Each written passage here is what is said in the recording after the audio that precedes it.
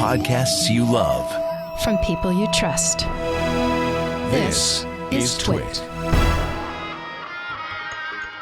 Hi, this is Leo Laporte, and this is my Tech Guy podcast. This show originally aired on the Premier Networks, 200 stations, coast to coast, on Saturday, October 24th, 2020. This is episode 1739. Wow. Enjoy.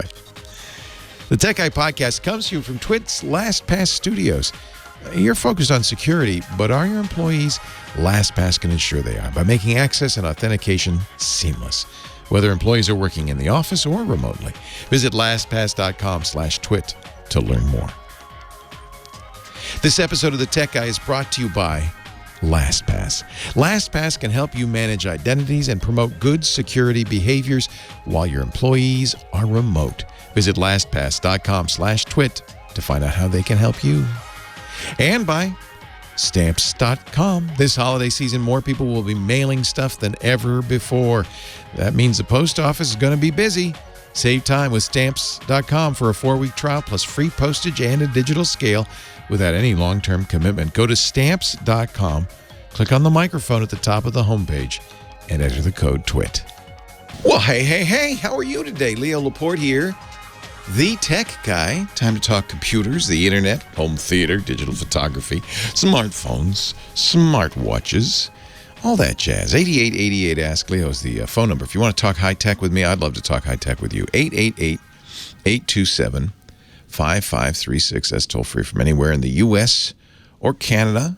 Outside that area, it still works, but you just have to use Skype or something like that, and something they can call a phone number. You'd call that number, and then it would be toll-free for you. 8888 Ask Leo. When you hear something on the show, this is episode 1739. When you hear something on the show, you can jump right to that page on our website, techguylabs.com, and there you will find all the answers and the questions, thanks to our scribe, James DeRuvo, writing all the time, right now even. You'll also find after the show, you'll find audio and video from the show so you can watch or listen if you miss an episode. A couple of people have been asking for the songs that Professor Laura, who our wonderful music director, spins during the breaks when we come back and all that, our band. And we put that, do you do that, Lady Laura? Somebody wonderful, maybe James does that. Lady Laura does that. Okay, she sends the whole playlist. So that's at the bottom of the page there for each episode. So if you're wondering, somebody was asking about that Paul Nicholas song, Heaven on the Seventh Floor. And I said, well, as a matter of fact, I know exactly where to find it because the wonderful Professor Laura puts it all there. TechGuyLabs.com. That's free. I'm not telling you that just because I want to make money or something. I don't. It's free. There's no sign up, nothing. 8888 Ask Leo. The new Windows is here. The new Windows is here. Oh, hallelujah. Those of you who use Windows, I'm sorry. But those of you who use Windows will notice that the new version of Windows 10 is out. This is something Microsoft does twice a year now. And they used to do it they would name them in typical geek fashion by the year and the month they were sort of supposed to come out. So there was, for March 2018, it was 1803. For September, it was 1809.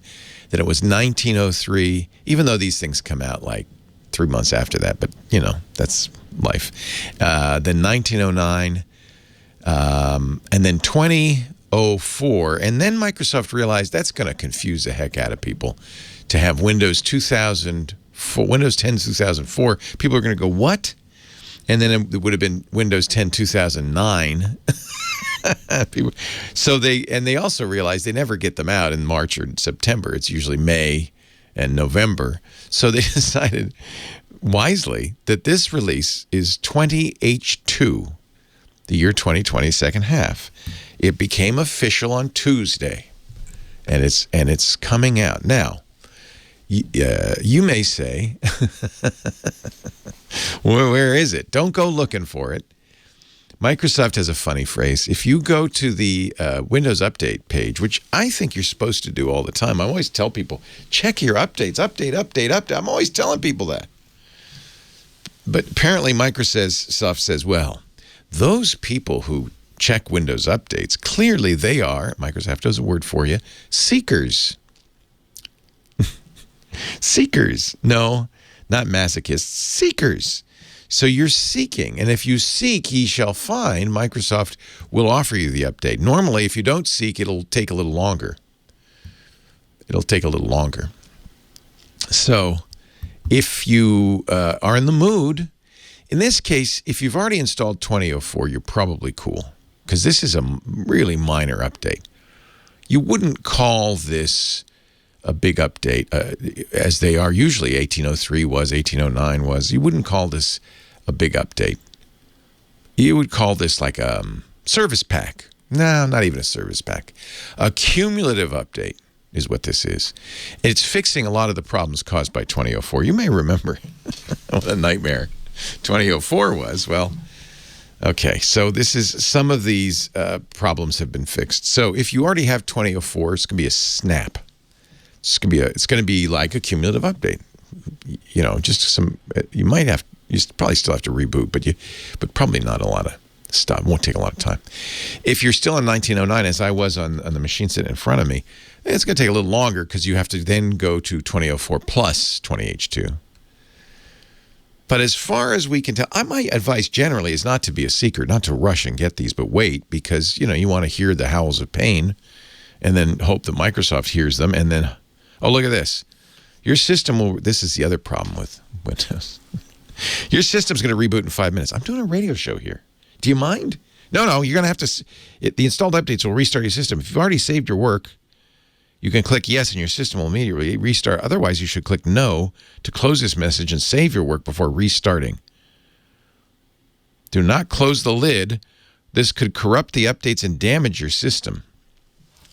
This is not a good system.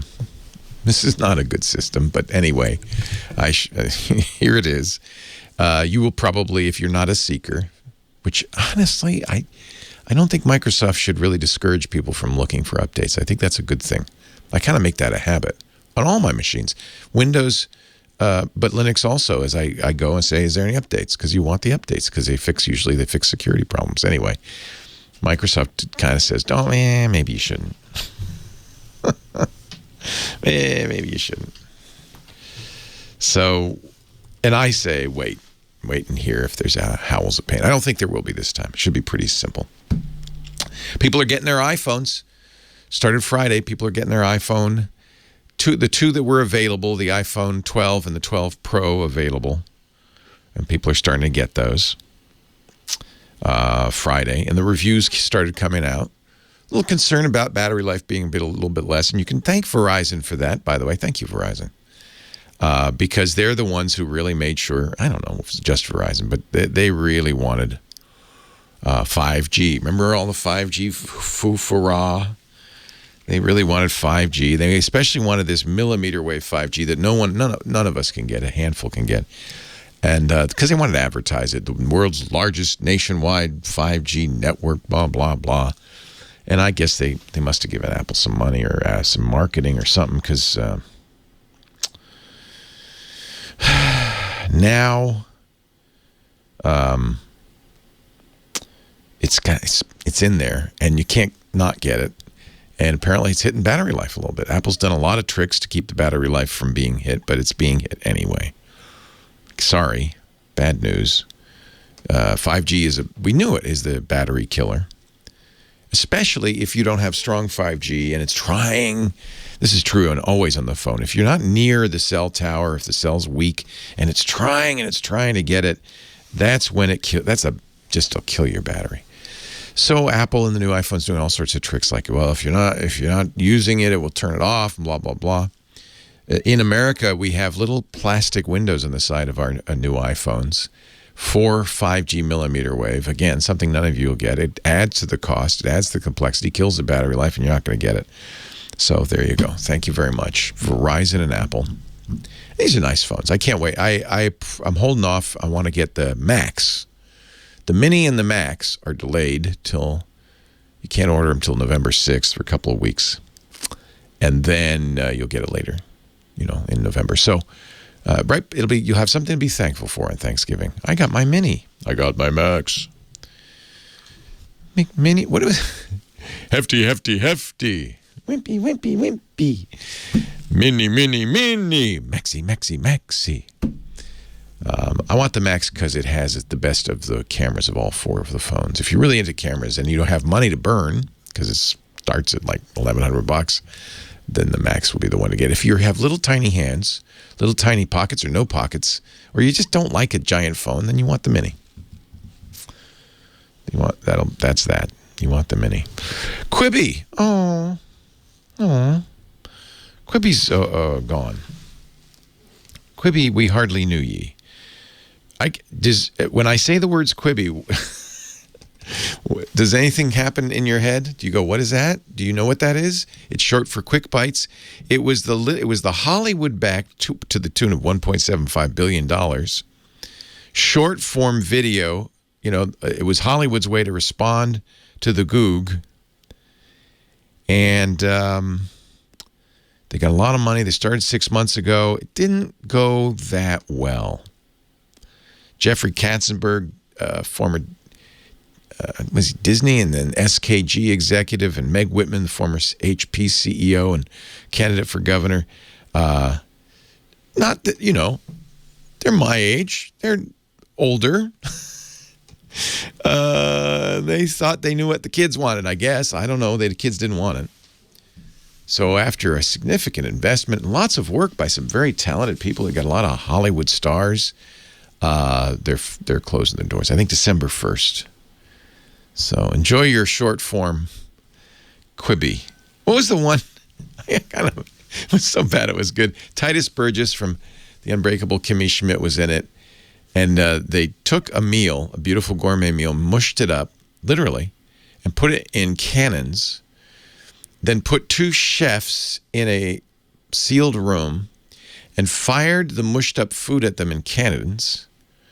And then they had to taste it on their bodies or their shoes or whatever and make the meal. And then they could win up to $5,000 for making the meal that got shot at them from cannons. See, that's, it's creative.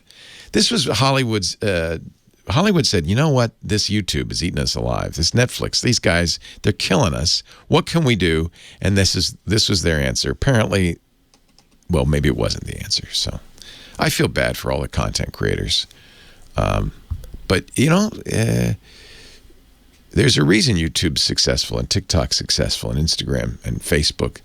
And then it's not the same reason Hollywood was successful. It's just a new world. 8888 Ask Leo. I'm the guy sitting in the 1930s technology called radio. Doing a 2-hour, 3-hour radio show. Yeah, the kids love that. 8888 Ask Leo. Website techguylabs.com. Your call's coming up next. It's a miracle, ladies and gentlemen. I give you the phone angel, Kimmy Schaffer. Kimmy, don't take no Schaffer. She sits on the phones every day answering your call. Hello, Kimmy. Oh, I got to turn on your microphone. I got a button for that. Hello, Kimmy. I didn't hear myself, but that's okay. Oh, I don't hear you, but I do now. Welcome. Welcome. Good to see you. You too. How's life? The same as it's been the same last as it's 8 ever months. been. Yeah. Okay. We knew that. Yeah. Okay. Well, now we've had our little chit chat. Well, actually, you were just talking about Peanuts and Charlie Brown, and I actually have Charlie Brown on the phone. The Charlie Brown? I don't know. Maybe line 4. It's the Great Pumpkin Charlie Brown. Castle Rock, Colorado. Castle Rock, Colorado. Thank you, Kim. Hello, Charlie. Hey, how you doing, Leo? I'm great. Welcome to the show. Thank you. I'm a first-time caller, about 6 months listener. I didn't know this was on KOA. Yay, the big KOA out of Denver. Great station, yeah. Yeah. Weather's nice today, but it will be snowing later this evening. And holy cow. And very cold into Monday. Winter has come to the Rockies. Yeah, it's 68 right now. Well, that's not so bad. Yeah, and then it'll be single digits by Monday. Jeez. What do? You just kind of go, well, here it comes? You never know. If you don't like the weather, wait 15 minutes. Well, that's good. Yeah. My son went to school in Boulder, so I spent a little time out your way. I love it. It's beautiful country. Yeah. What can I do for you? Yeah, I had a couple questions and some little insights. Okay. How do you feel about Microsoft Office products in their subscription service like 365? Yeah, I subscribe to it. I think it's a pretty good deal. The one I subscribe to ends up being $70 a year, and I get all the services. And if you go to the store, I remember the last time, and this was maybe 10 years ago, I needed Office. Went to Staples, and it was like, I don't know, $700. It was hugely expensive. And I slowly backed away from the display. So I prefer the subscription. I know a lot of people don't like subscriptions. Are you asking me how I feel about the software itself? In general, a lot of people do not realize the power of Office or any of the Office products. Well, part of that is because there's so much power. People only use 5% of it or 10% of it, and so they don't know. There are good Office alternatives. There's a free Office, it's an open source Office called Libre, Libre, that I think is for a lot of people enough. And Microsoft, this is really interesting, offers a web-based version of Office. In fact, a number of people discovered that when Microsoft accidentally installed it on their machine. But it's nice, it's lightweight, and if you don't use all of Office, it may be all you need, and it's free at office.com. But I use Office, there are lots of reasons. Excel is a really good example, the spreadsheet program. There's nothing as good as Excel, is there? That's where I was going. Yeah, it's pure power. Yeah. Yes. Google has their docs, sheets and stuff, but boy, there's nothing like Excel. If you're doing a financial analysis, or you're a statistician, or you do research, that's a lot of power under the hood there. Yeah. Do you ever use pivot tables? That I've tried it. But it's a little obscure, isn't it? Yeah. What's amazing, people don't know the power in one workbook sheet tab. Yeah, it's amazing. You know how many cells are in one workbook sheet tab? Yeah. How many? It's over 17 billion. Billion? Yes. You probably won't ever use all those cells. No, you couldn't even, if you had the fastest Cray supercomputer, you could not fill those cells. I'm a little aware of this because I used to have a great fella on my show regularly. He calls himself Mr. Excel. Right. Yeah. Bill Jelen. Yeah, I love Bill. And his website, MrExcel.com, is a great place to learn about things like pivot tables. If you are using Excel, and especially, the VBA, they don't call it VBA anymore, but the macros, the programming language in there, that's super powerful. There's pretty much you can do Tetris in Excel. You can do any number of games and so forth. So it's nice to become an Excel expert. Yeah. Another good gentleman throw out there is John Walkenbeck. He wrote the Excel Bible. Those Bibles, those are the biggest books on the shelf. Remember those days? You'd go to the bookstore, and my publisher told me that. I said, Leo, thick books sell. I said, but I've run out of words. my books were never as thick as they needed to be. Well, I appreciate your calling to talk about the good old days, Charlie Brown. Yes, sir. And do you subscribe, or do you buy the what they call the Eternal Edition? Well, that was my little trade secret. Hold on a sec, because I got to take a break. Leo Laporte, the tech guy. Scott Wilkinson coming up.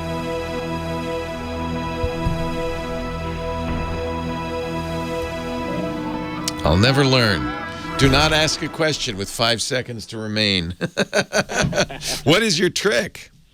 Well, I've got Office 10. I've even done it with AutoCAD 12 and 13. Yeah. The 30-day trial, the date, the installation date in which you install it, you got 30 days. If I want to use the full unblown version, I just boot my computer, reset the date and time in which I installed it, and I still have it. Gotta be careful there. You can cause problems with the incorrect date and time on your computer. For instance, the surfing the net might stop working because your certificates would expire. But yeah, you can do that. It's for and you know why they don't patch that hole? Because you'd have to be, you'd have to really be dedicated to keep doing that. Every month, I'm going to set the date back a month. The Tech Guy Podcast brought to you this week by Lastpass, as always. Tell you what, with all of our employees going home, I'm home, work from home, there's a little risk involved, isn't there? Employees working at home means they're working without the corporate safety net, and that's why it's so important. You don't only send them home with a laptop and maybe a nice chair. You send them home with Lastpass. Lastpass has been committed to protecting users for more than a dozen years now. In fact, that's about how long I've been using it. As soon as I found out about Lastpass, I started to use it for all my passwords. And about, 6-7 years ago, we started using it at work too, Lastpass Enterprise. Now Lastpass has 25 million users. At the beginning of this year, there were 35,000 businesses using it. I think we might take a little credit because they have doubled in size for business users to 70,000 businesses. All right, it's probably, you can blame COVID because businesses know when you send employees home, you got to keep them safe. It is the award-winning #1 password manager. They call it identity and access management. And it's so important, especially in business, because your employees are going to have access to, the most important parts of your business, your customer data, your suppliers lists, your bank accounts, your checkbooks, your websites. They're logging into those at home. That's risky. So you want to make sure that you're doing it the safest possible way. That's LastPass. LastPass is a password vault. Yes, stores all their passwords, helps them use long, strong passwords. But from the point of view of the business, it's also important because it gives the IT guys and gals a complete view of who's accessing what, where, and when. And really, with strong authentication to make sure that's the right person to access those accounts. We set up our team to use and share strong passwords, not by texting or emailing a password, but within LastPass, so it's completely secure. A big part of improving overall data security, and frankly, it makes it easier for employees to be working from home. Their passwords are always there, available to them. Autofills passwords in applications and programs. I trust LastPass so much because its encryption is so good that I actually put everything in there. My passports, not just passwords, my passport, my driver's license, my social security number. That's the safest place on my device, whether it's phone or laptop or desktop, because it is only encrypted and decrypted on the device. And my master password is never sent anywhere off device, not to LastPass, not to anybody. So it's completely secure. LastPass will help you transition your remote workforce. They also have single sign-on, over 1,300 single sign-on apps, which makes it much easier for your employees because they don't even have to do a password. They just approve it on their phone and they're good to go. You get complete multi-factor, not just face recognition or fingerprint recognition, but things like contextual factors, like where they are, what their IP address is, that help you make sure it's the right people using those resources. At LastPass, I'll give you all the buzzwords. It uses AES 256-bit encryption. It uses PBKDF2 to make sure your password vault, it cannot be brute forced. Salted hashes and SHA 256 to make sure everything is 100% secure. It's the best practices. And by the way, I'll give you one more buzzword. Zero knowledge security model. That means no one is trusted, that without authentication through LastPass, no one has access to any of your company's resources. That's the way you want it to be. Security is LastPass's #1 priority. Is it yours? It ought to be. You ought to check it out. LastPass.com/twit. 8 awards so far this year. PC Mag Editor's Choice, the Fortress Cybersecurity Award, Business Insider's Best Overall Password Manager, just to name a few. LastPass.com/twit. Ease the burden for yourself and your remote workforce with the cybersecurity protection you need. LastPass. LastPass.com/twit. Thank you, LastPass, for keeping the tech guy on the air. And now, back to the show. I'm not sure. Ladies and gentlemen, I'll tell you what's hip. It's this cat right here, Mr. Home Theater Geek himself, Scott Wilkinson, contributor to TechHive.com and our regular home theater expert. Hello, Scott. Hey, Leo. How you doing? Doing great. Talking audio and video. Yep. The reason we were talking Charlie Brown, this is a little bit of a disappointment to me. You know, it is, yeah. The Great Pumpkin. It's the Great Pumpkin, Charlie Brown. This comes out about this time of year on the TV. Yeah. And then there's the crisp Christmas special and all that. Christmas special, It's all been sold to Apple. Yeah. The rights, and now not you can only see it on Apple TV have Plus. to have an Apple TV Plus subscription. They are going to make some new ones, which is nice. It'll be interesting to hear Charlie Brown now that his voice has changed. I'm going to kick the football, Lucy. Go ahead. Should be interesting. No, they'll find some other kid actors, and they'll be. So I'm glad they're making new ones, but it is kind of sad because it used to be a tradition on broadcast television.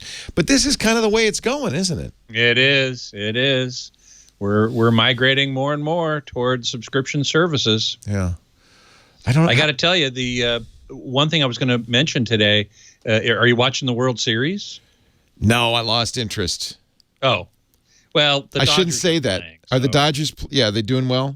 And they're doing well. They're, I think. And they're playing some Florida team that doesn't exist. Tampa Bay Rays. Yes, yeah, one of the expansion. youngest team. Yeah. Interestingly, the Dodgers are one of the most expensive teams in the league in terms of salaries, and the Rays are one of the least expensive. Oh, I love that when that happens. Yeah, because you know, and you can. Anyway, the cool thing is, speaking of streaming. If you have the Fox Sports app on a Roku Ultra or a Fire Stick, a couple different devices, Fire TV with 4K, they are streaming it 4K HDR, which is very cool. Interestingly, though, they don't have native 4K cameras. They're 1080p cameras. So they're upscaling. Yeah. So who cares? Because I can upscale too. Exactly. In fact, if you have a 4K TV, you are. Yeah. But you're not getting HDR. Is their upscaling better? And how do they get HDR? Yes. Well, they're shooting it in HDR. They have cameras that capture in HDR, and that's much better than having the TV simulate or sort of expand the dynamic range. You bet. After the fact.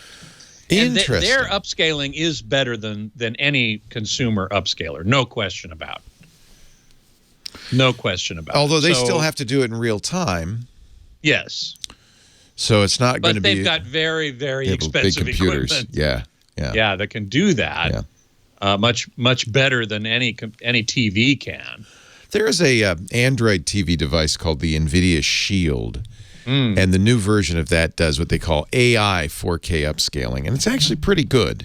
But again, it's in a consumer device. NVIDIA is showing off their processor prowess. Right, exactly. Samsung does the same thing. LG does the same thing. They all have what they call AI upscaling, which is machine learning. Yeah. And it works remarkably well. Samsung does it more in their 8K TVs because there is no 8K content. So you have to upscale to 8K, whatever it comes in. Okay, I'll pass if you don't mind on the 8K. I would like to see the World Series in 4K. And really, as you point out, HDR might be more important than the number of pixels. Question. Yeah. You know what's really important in sports? Frame rate. Correct. Exactly right. And I think they're doing now. I did some research on this, and I don't remember seeing what frame rate they're shooting at. Because when you have a lot of action, 60. A higher frame rate is going to give you much smoother, much more accurate reproduction of that action. If there's a guy running to second base, and you're not capturing it. He's not all blurry, right? I mean, maybe it's cool if he looks blurry, but really, but that's the whole point of all of these technologies, to make it look like you're actually there. Exactly, or the ball flying through the air at 100 miles an hour. Yeah, it's not a streak; it's an actual ball, and when the camera follows it, you can see it. Now, as you know, we've talked about this many times. 60 frames per second, high frame rate. On movies, people complain about bitterly because it looks like TV. Yeah, Gandalf's wand looks like it's made out of resin, and purchased at Wizards R Us. Yeah. Right. I'm actually really intrigued because, Apple's been doing this when you buy a movie on iTunes that's HD, 1080p, and then it gets upgraded by the studios. Apple often upgrades a movie. December, the Hobbit and Lord of the Rings movies will be offered on streaming 4K. They'll be upgraded. And I bought them because Apple had a package, $50 for all 6 movies. Oh, wow. And because I bought them because I thought maybe they're 1080p now, but maybe they'll upgrade them to 4K, which would be pretty cool. Because I have the Blu-rays, but I want the 4K. So. Well, right. And as you said before, I hope they're doing HDR as well. Well, I'm sure they are. Yeah, although these movies were shot a long time ago. It's kind of funny to watch The Lord of the Rings and realize that was almost 20 years ago that thing was shot. It's ancient. Yeah. If they shot it digitally without HDR, then there's not much they can do other than try to simulate it. If they shot it on film, then they can scan it in HDR and do a reasonably good job of it. The world is changing. It really is. Yep, sure is. There was a rumor for a while that Apple was trying to buy the new James Bond movie, No Time to Kill. Yeah, didn't I? I saw something in the chat room just today. Yeah, they didn't get it. Somebody mentioned something about it. They didn't get it? Well, remember, this was the movie that's supposed to come out, the tentpole movie that's supposed to come out this fall, save all the movie theaters.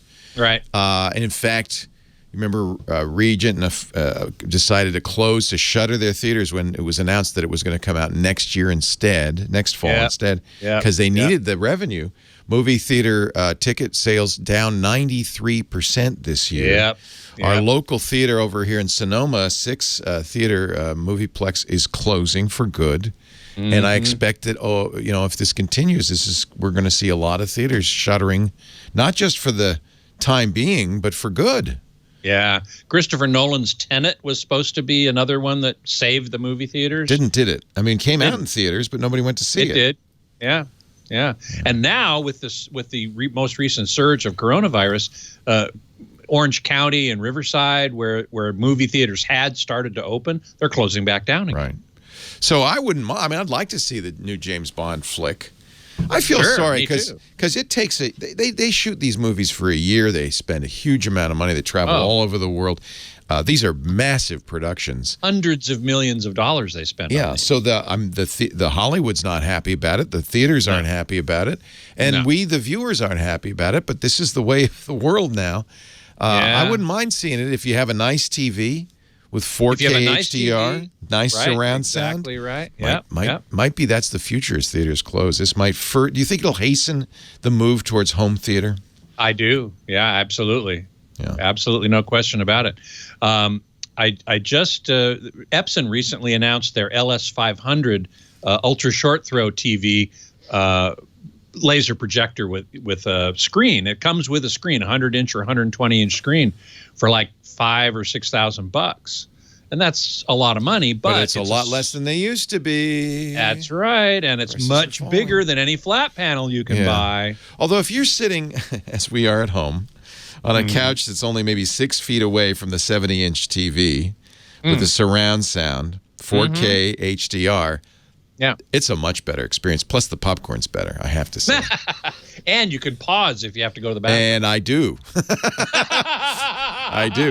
And Apple TV has a really nice feature where you can press the button and say, "What did he just say?" And it'll skip back 30 seconds, turn on the captions, and play it again so you can see what he just said. I do that a lot because that's cool. I'm getting on. That's Scott Wilkinson, home theater geek. He's a contributor at techhive.com. And a regular on the Tech Guy Show. Thank you, Scotty. Betcha. Leo Laporte, the Tech Guy. So I'll have to watch a game just to see it. Yeah. But I'd have to. So I'd have to stream it. Yeah, it's on the Fox. On the Fox Sports. App. So I have the Fox Sports app. Probably a Roku Ultra or Apple TV Plus 4K. I don't know that the Apple TV might not give you HDR, and I've read some things that say it doesn't give you HDR. Oh, yikes! So go for the Roku Ultra. I have an Ultra, so. And I just learned about this, so I actually haven't seen the first. I'm going to watch it tonight. Yeah. But I just now a little while ago looked at the playback of previous games. Those are not in HDR. So you got to watch it live if you're going to. You got to watch it live to get the HDR. I had meant to mention that. I did watch the new Borat movie last night. Oh, man. It's kind of corny. I am not a fan of Borat. No, it's a pretty broad humor. I mean, I got a few laughs out of it, but and it doesn't really matter if it's 4K. Watching Borat in his mask mankini in 4K is not. No, thank you. Good. Yeah. No, thank you. Yeah. What did you think of the Rudy Giuliani segment? You know, Lisa and I, because I said, no, we have to watch, Lisa, because, you know, I told her the whole story. She hadn't heard about it. And afterwards, she said, you know, it's ambiguous. It's ambiguous. It's ambiguous. I wouldn't be surprised. It's not clear what was going on. Right. Maybe he was tucking his shirt in. Well, he was lying on his back, putting his hand down his pants. It's unclear exactly what was going on. And before that, he'd been very friendly to this young girl. So it's neither. I don't think it's a smoking gun. Doesn't convict anybody. Yeah. It's kind of especially with editing. I read a shot by shot analysis of that scene. And, you know, they drive up to one hotel in New Jersey and they're in the lobby of a hotel in L.A. Well, they have to do that because, you know, you can't. Yeah, he's going to get thrown out of every place he goes. So they have to rotate through. What's funny is a lot of the scenes in this movie I heard about on the news over the past summer. No one knew he was shooting another Borat movie, but there was the disruption at CPAC and all of these things. I'd heard about them. Right. And little did we know it was part of an ongoing filmmaking. A Borat movie. Yeah. I don't know. It's I am really not a fan of that character, so I'm not going to see it. Yeah. He's great, though, in the Trial of the Chicago 7, if you haven't seen that. Oh, no. On Netflix. It's Aaron Sorkin wrote and directed it. Oh, okay. And it has just a cast. Oh, it's wonderful. And he plays Abby Hoffman perfectly. Oh, wow. Yeah. So he's a good actor.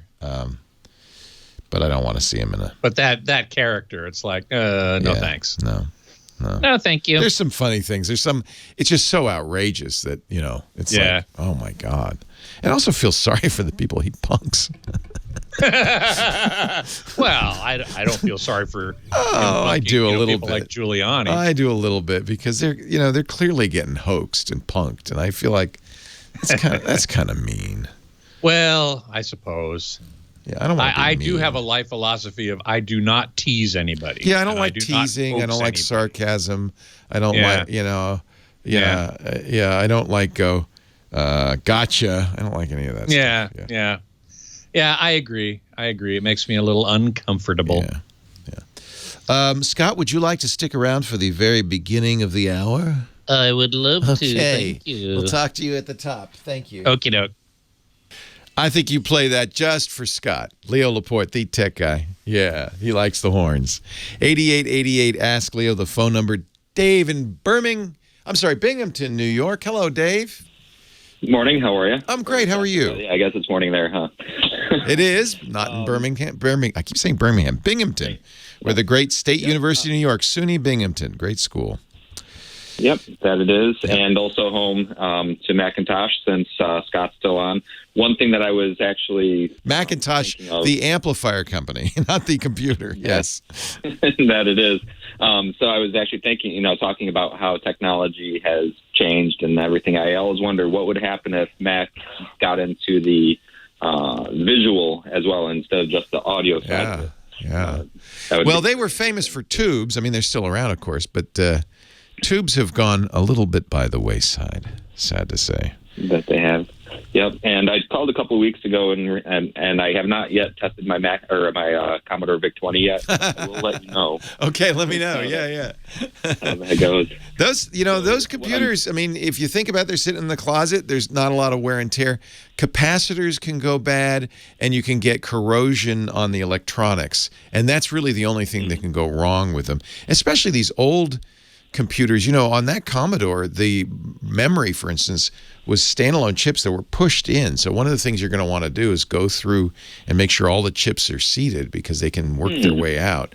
And then look at all the connectors while you're at it, all the connections, make sure they're not corroded. I have a good friend. Yeah, the connections so far look good. Good friend who had an old Apple I who reconditioned it, did all this, made sure all the chips were cleanly connected and all that, and was able to get it booting. It was pretty impressive. That's awesome. Yeah, almost 45-year-old computer. So what can I do for you?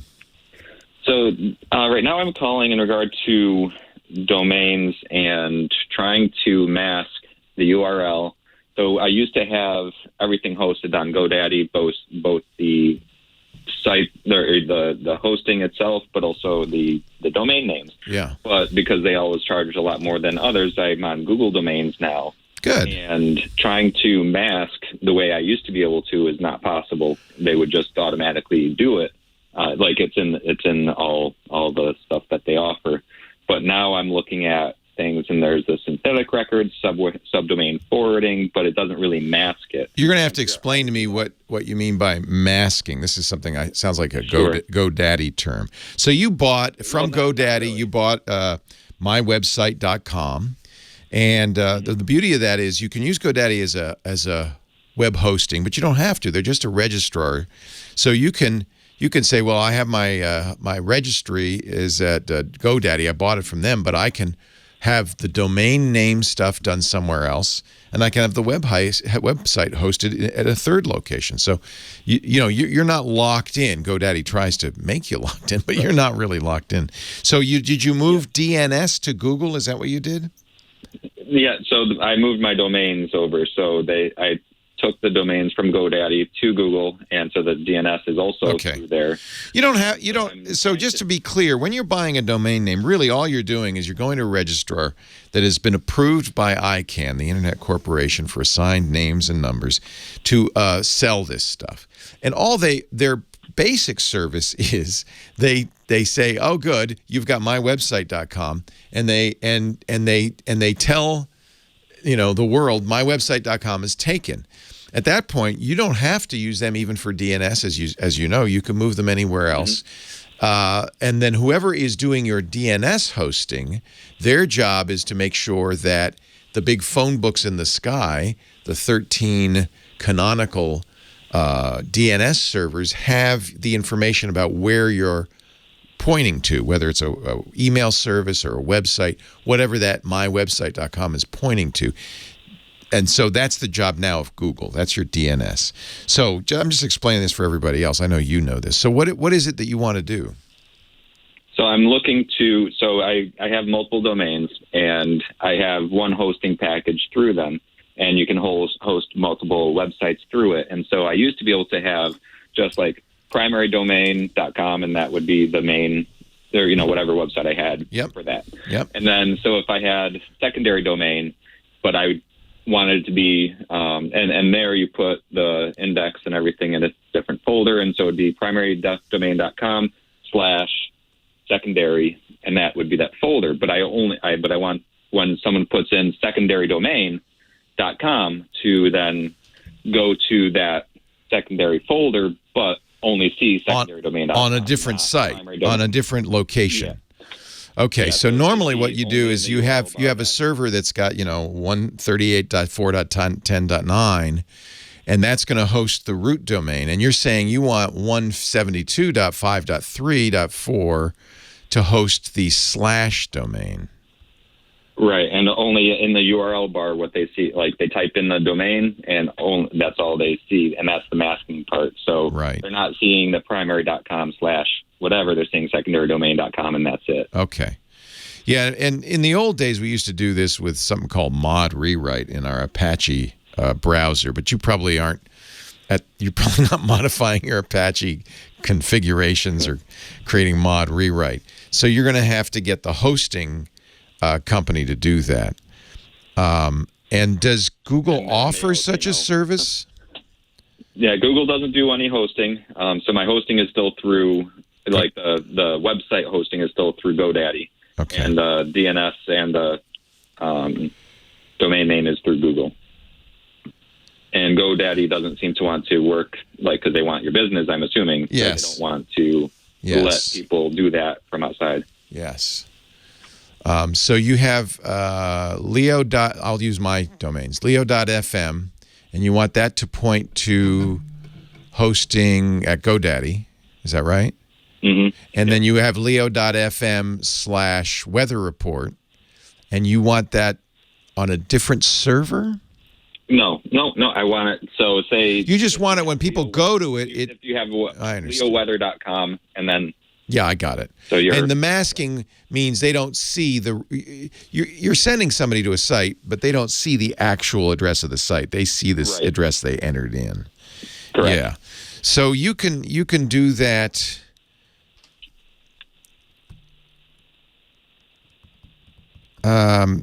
Using the HTTP request header. But boy, this would be, and who's doing your DNS? Google?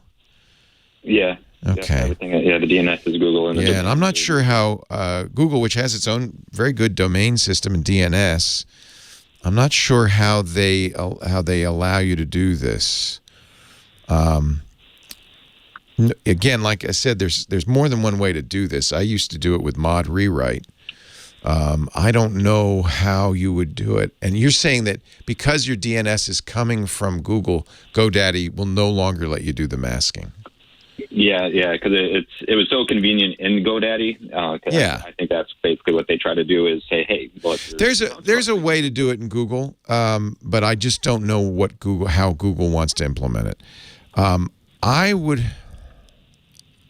The idea is Google sees this domain that you've entered, sends you over to GoDaddy. I think it has to be done by GoDaddy, come to think of it. So Google's going to get the DNS request. They're going to say, oh, yeah, you want to go to weatherreport.com. Now, they know in their heart of hearts it's your website.com/weather. They're going to send you your website.com/weather. All that's well and good. It's GoDaddy that needs to say, oh, yeah, wink, wink, nudge, nudge. It's really weather.com. And continue to display that URL in the address bar. That's what you want, right? Mm-hmm, correct. Yeah. I think that has to be done by GoDaddy. Okay, and see if they'll be willing to do it without. So, yeah, that's interesting that they don't want to do it unless they're doing the DNS as well. There's no reason to move your DNS off GoDaddy, by the way.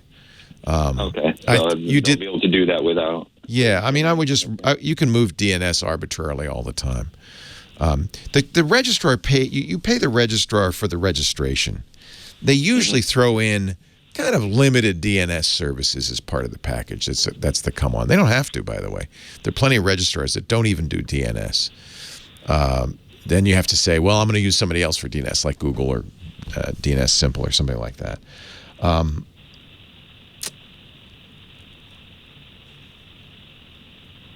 I think you have to do this with GoDaddy. It'd be my guess. Okay, I'll reach out to them again and see if I can move anything in now that I know. Because they're the ones, you're going to be, at that point, you're on GoDaddy, and they're the ones who are going to have to say, oh, no, yeah, this is wink, wink, nudge, nudge, weather.com.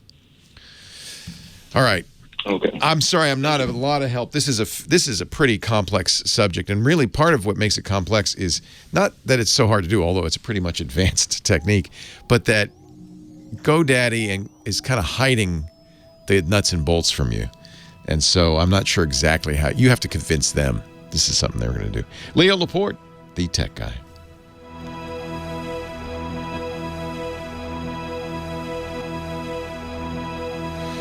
So Billy in the chat room is saying, and I'm not sure, he says you can use CNAMEs to do this on Google.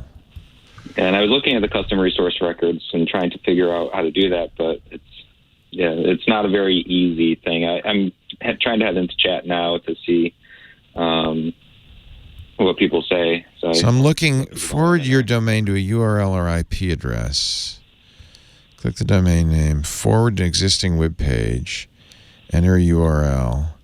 Temporary redirect, do not forward.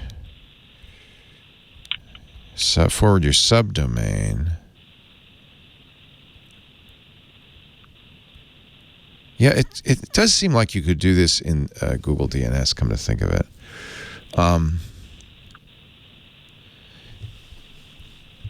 Root domains, subdomains, I don't know. Here we go, redirect type. Permanent, no. Cache the forwarding address. When you cache, you may help resolve. No, that's not what we want. Path forwarding. Yeah. There would be, just as you're used to, a setting somewhere in there that says, a checkbox that says, use this or hide the real domain, that kind of thing. Right. Subdomain forwarding with masking. That's interesting. I'm not an expert on this. How to forward it to a URL. I'm looking at Google's documentation.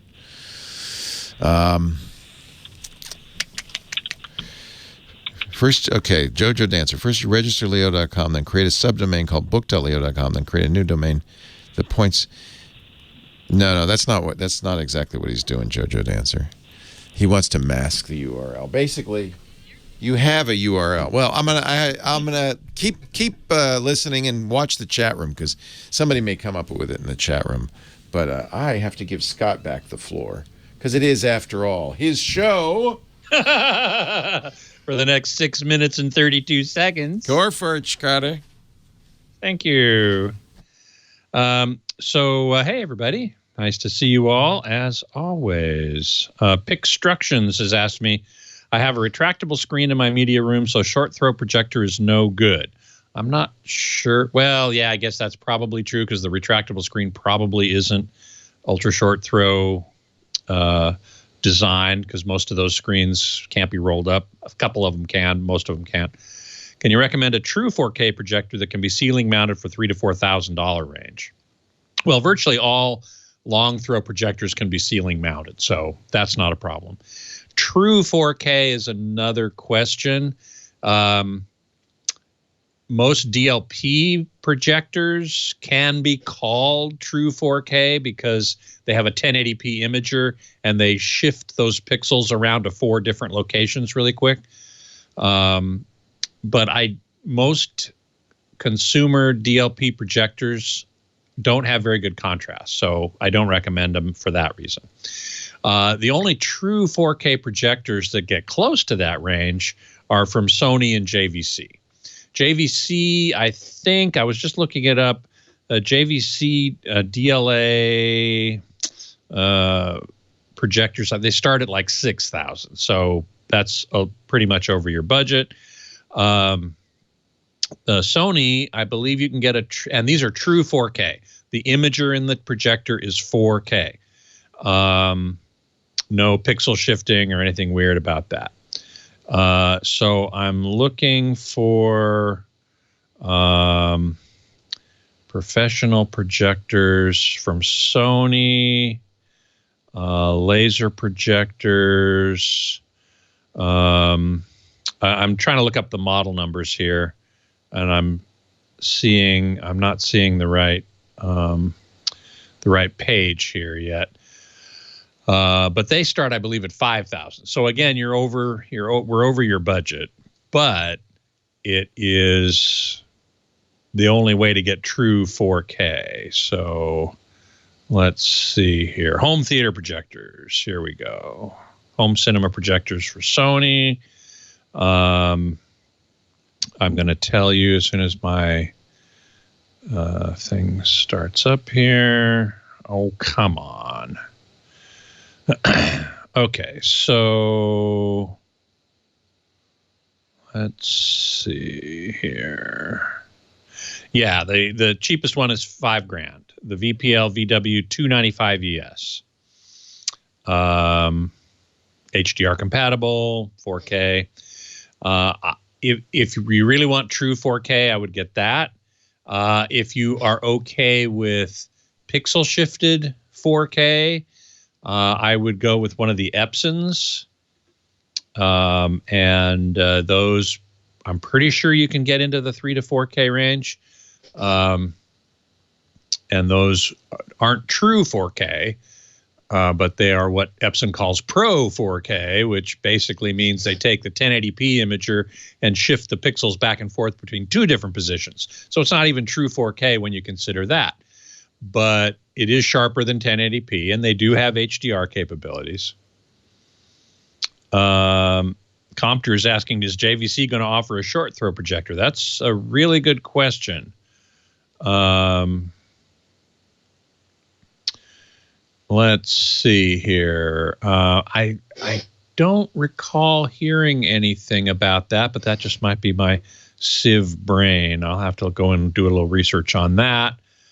T1000, any word on James Cameron's plans on doing sequels to Avatar, theater or online stream release? That's a really good question. He doesn't have much control over theaters releasing it. And based on what Leo and I were talking about during the segment, there may be no theaters for him to release him in. I believe the next one is scheduled for 2021 or 2022. He's working on 4 sequels. I actually know somebody who works for him, and I've asked them one question. I've said, can you find out what frame rate he's shooting at? Because I'm really interested, because he's a big proponent of high frame rate, and I am too. But she so far hasn't been able to tell me. So I suppose if she told me, she'd then have to kill me. But in any event, I'm pretty sure he's shooting it at high frame rate. Whether or not he's shooting in 3D is another question I should try to ask and won't get an answer to. Because he was a big proponent of 3D. But now, of course, 3D TVs are no more. Interestingly, projectors still mostly have 3D capabilities. And there are some 3D releases still there were in theaters. Again, the future of commercial cinema is very questionable. I just don't know what's going to happen. Could they all go away? AMC, dig this. I just saw this last week. AMC will rent an entire theater to you and up to 20 of your friends, 19 of your friends, 20 people total, for $100. Now, it depends on, at minimum, it depends on what movie you want to see. If you want to see a more up-to-date movie, it'll cost you more than that, maybe $150. $150 for the entire theater? They're desperate, but that's what they're trying to do. It's amazing. All right, Scotty. Thanks, Leo. Thank you, my friend. Have a great week, and we'll see you next week. See you next week. Well, hey, how are you today? Leo Laporte, the tech guy. Time to talk computers, the internet, home theater, digital photography, smartphones, smart watches. You know all the drill. 8888 Ask Leo is the phone number. 888-827-5536. Toll free from anywhere in the U.S. or Canada. 888-827-5536. Lisa from Murrieta, California is next. Hi, Lisa. Leo Laporte, the tech guy. Hey, Lisa. Lisa, come on over to the phone. Do you want to try the notepad? I don't want to listen in to Lisa's conversation, so we'll just put her on hold again and move on. Peter in San Diego. I could have. Hey, Leo. Hey, Peter. Good to talk to you. Thanks. Listen, over the years, probably like a lot of people, I've accumulated a box of hard drives. Yes. And, I was just looking at some hard drives in my cupboard. I don't know what to do with them. They're too old, too small, too useless, right? Exactly. But the thing is, I've got data on there that I'd like to put in a centralized place where I can access it and save it, archive it. Okay. And I wanted to find out what your recommendation is for that.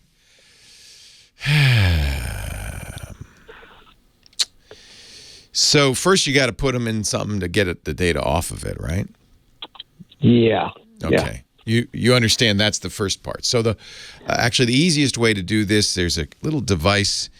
It's about $50 that is just designed for bare hard drives.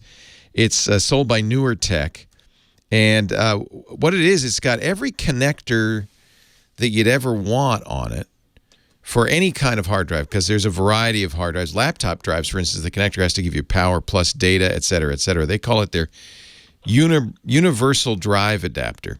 So one end it's got USB, the other end it's got all those weird connectors, and you wouldn't want to use it for any length of time because the drive will be just sitting out, the circuitry and everything all just out there. Sure. But for a quick, let me get everything off of that's what you need. And you just connect it to a computer, copy it off. Now we've got it on a computer. Your next question is, well, do you want to leave that there, or do you want to put it in some sort of magic repository where it'll always be available? Is it a lot of data? Well, I really don't know. It's probably not a lot. It's probably mostly documents and photographs and maybe a couple of videos and things like that. So you probably just want to look at each drive, see what's on it, and then assign, take that stuff and put it where it belongs. If you you knew that there's like my friend Alex Lindsay, who's always doing video shoots. There's 10 years of video shoots on here. You know what's on those drives. You want to archive them. You might want to get something like what's called a network attached storage, or NAS. These are enclosures you buy that can hold from 2 to 50 drives in them. They're expensive because you got to get the enclosure and then you got to populate them with fresh, clean, large hard drives. But you set them up and they just sit on their network. They don't have a monitor, keyboard, or mouse. They just sit on the network and they're just massive storage. And because they're on their network, you can have shares everywhere you want to access it. So I use a NAS for backup purposes. A lot of people use it to put all their media on it, their movies and TV shows. They use something like Plex to serve it, and it becomes a central file server. There are photo servers. So a Synology NAS, Synology is the company I like, but there are a number of companies, QNAP, Synology, that make these, would be also a good choice for kind of large archival storage. The reason it's more designed for archival is because not only do you have multiple drives, but you designate some of those drives to be redundant. And so if any drive fails, you can swap it out, and so you're much less likely to lose data. So that's the 3 steps. Get this what they call Swiss Army knife of drive connectivity. You plug the drives in one by one. If they're all the same kind of drives, newer tech also makes a little toaster. You can put the drives in and then check them after you're done with them. That might be a little bit easier if they're all the same type. But if some of them are laptop, some of them are desktop, they're different form factors. Some are IDE, some are SATA. Then this thing is the ultimate tool. It'll that's probably what it is. Yeah. Hey, then the next question is, what do I do with the drives afterwards? That's what I thought you were going to ask me. Is how do I wipe them? Yeah, that's a concern too. Yeah. At some point, we were talking about this a couple of weeks ago with Steve Martin, and the actor, and he has a bunch of drives. And I said, well, you can get. I said you can get a big magnet. In the radio days, we used to call them a degausser. It's a giant electromagnet. You put the drive on a conveyor belt. It goes over, erases everything. That's one way to do it. It'd probably also ruin the guts of it. Because the big electric magnet will also bend pieces and so forth. You can also open the drive, take out the platters. The British Secret Service protocol says to do that, then grind the platters up into fine iron filings, and then they store those in the basement so no one can reassemble the drive. That's a little extreme. If the drives are still working while you've got it connected to the universal drive adapter, and once you're sure you've got everything copied off, I think the easiest thing to do is to use something like D-Band, Derek's Boot and Nuke, which is a little program that you can run. There are quite a few of these. BleachBit's another one. D-Band's free, dband.org, and you run that on it, and what it does is it not only erases it, but it overwrites the data with ones, erases it again, then overwrites it again, and that makes it pretty impossible to recover. So then you can sell those drives or give them away and not worry about your data being recovered off of it. Okay. Awesome. Thanks so much for that. Hey, I want to mention one other thing, too. Sure. I'm a ham operator like you are, and I wanted to let you know that ham radio testing is alive and well. We've developed a way to do it online, and we're doing virtual testing. To give people their licenses, you mean? License? Exactly. Oh, that's so cool. Yeah. Can I give you a website? Please do. Yeah, so the organization that I'm doing it through is called the Greater Los Angeles Amateur Radio Group. Yeah. So it's GLAARG.org. And we're testing, we're having sessions with in excess of 100 people. And it's Oh, that's fantastic. Yeah, I remember going over to the local ham group, and they had, periodic testing, and I'd sit down with a bunch of other people. We'd take the paper exam, and then they'd grade it, and they'd say, congratulations, you have a technician's license or a general license. But that's a good question. How do you do it now? So GLARG is doing that online. Mm-hmm. A little bit of an honor system there, I would imagine, right? Not really. No. We're having people show us where they are. They have to walk around with their video camera. Oh, good. Under the desk. So the security is pretty tight, and we're observing them as they're taking the test. So if they take their eyes off their laptop and they start looking around the room, obviously we're going to stop that test. So That's security great. is pretty good. Yeah, that's fantastic. And, the grading is instant. You don't have to wait for the three old men to... I like that, though. You're standing there biting your nails. Oh, I hope I got it right. That third question was a toughie. Oh, that's fun. Hey, this is great. If anybody, this is a wonderful hobby, a great bunch of people. What's nice is I think there's more younger people and more women getting involved, which is fantastic. We actually have a podcast called Ham Nation for all the hams that, promotes this. And I think it's a great thing. So GLAARG.org. And you don't have to be in the LA area to get your license, right? Anywhere in the world, if you're eligible to take a test in the United States. Sure. That's great. Yeah, we did a whole group of people in Puerto Rico recently. Obviously, that's part of the United Very States. useful for very useful for emergency services. Yeah. So you charge $10 for the remote exam plus FCC fees. It's a great hobby. It's a lot of fun.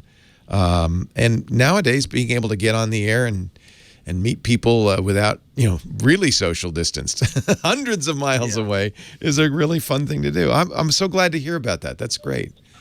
And as it stands right now, there is no FCC fee. They're really not changing that. I think the FCC is going to tack a fee onto it, but right now there's no fee to the government. Oh, I didn't know that. So $10 is it? Yep. That's it. That's a good deal. You can hang it on the wall. Hey, it's a pleasure. It's a pleasure talking to you, Peter. Thank you. 7-3. Thanks. Yeah, 7-3 to you, Leo. Good to talk to you. Take care. Yeah, I have a soft spot for amateur radio. A lot of the technology we use today, including the way the internet works, packet radio started way back when. And hams are also just a nice bunch of people. And when there's an emergency, a hurricane or a fire, hams jump into action and often provide the communication backbone that the traditional communication services just can't offer. So thank you, hams. I'm a ham. I got the license, but I spent so much time on the radio. I don't really need to spend any time later on the radio. Leo Laporte, the tech guy, 8888 Ask Leo. Lady Laura's laughing at me because I've been playing this game. There's two games right now that are very hot with the youngs. And both of them have been jumped on by politicians, which I think is kind of interesting. There's one, I haven't played this, I got to get it, called Among Us. Have you played it? It's like a game we geeks used to play many moons ago called Werewolf. When you played Werewolf, some people were villagers, some people were truth tellers. There were various roles, and then one or two of the people in the group were werewolves. No one knew what anybody was, but the werewolves were slowly killing the villagers, so the whole goal of the game was to find the werewolf before he killed all the villagers. And you do it, it's kind of fun. You do it by, old-fashioned questioning. Are you a werewolf? So there's a new game, online version of this called Among Us. As I understand it, you're on a spaceship, and some of you are crew members, but one or two of you, maybe more, are imposters. And the imposters are going to crash you if you don't figure out who they are quickly enough. Crew members have tasks to do, of course, as anybody does on a starship. But your bigger task is to figure out who the imposters are. Recently, Congresswoman Alexandra Ocasio-Cortez, AOC, did a Twitch stream playing Among Us because all the kids are playing it. Apparently, it's the way kids socialize in the quarantine era. So she said, well, let me try this game. I don't think she was a master of Among Us, but she thought she'd play it on Twitch, which is a game streaming network. 400,000, actually I think it was 444,000 live streams, people watching her play that game. And then I was telling Lady Laura, I got a Nintendo Switch when they first came out, but it got taken from me. But my stepson said, no, that's mine. And he plays Mario Kart. And I said, yeah, that's fine. But I've been hearing a lot about some games on the Nintendo Switch. When it first came out, of course, it was Final Fantasy. And I played a little bit of that when it first came out. But the game everybody seems to be playing these days is an old Nintendo game brought back called Animal Crossing. Have you heard of this? You're on a deserted island, and it really is mostly you just wandering around fishing, picking flowers, building your house, making things for your house. It's a very domestic game. It's like Farmville, there's a lot of farming. And you can visit other people's islands. They can visit you. Little, things happen. But the Biden campaign has created an island, Biden's Island, where there's a virtual command post. They built it out quite a bit. Yeah, either they got help from the folks at Animal Crossing, or there are people on that campaign who spend way too much time on their Nintendo Switches because it's beautifully built out. So you can go to. So yesterday I finally got to the point in the game where I could actually. It's complicated. You fall asleep. You get in bed. You fall asleep, and then you dream. And the dream tapir, Luna, the dream tapir, she's an animal, comes to you. You're all animals. She comes to you and says, "Hello, you're dreaming. Would you like to visit somebody?" And if you know the magic code, which is a 12-digit number, if you know this 12-digit number, you can go visit somebody else's island. Well, it turns out the Biden campaign, there was a 12-digit number, and I went and visited the island, and you can get free, but you get merchandise there.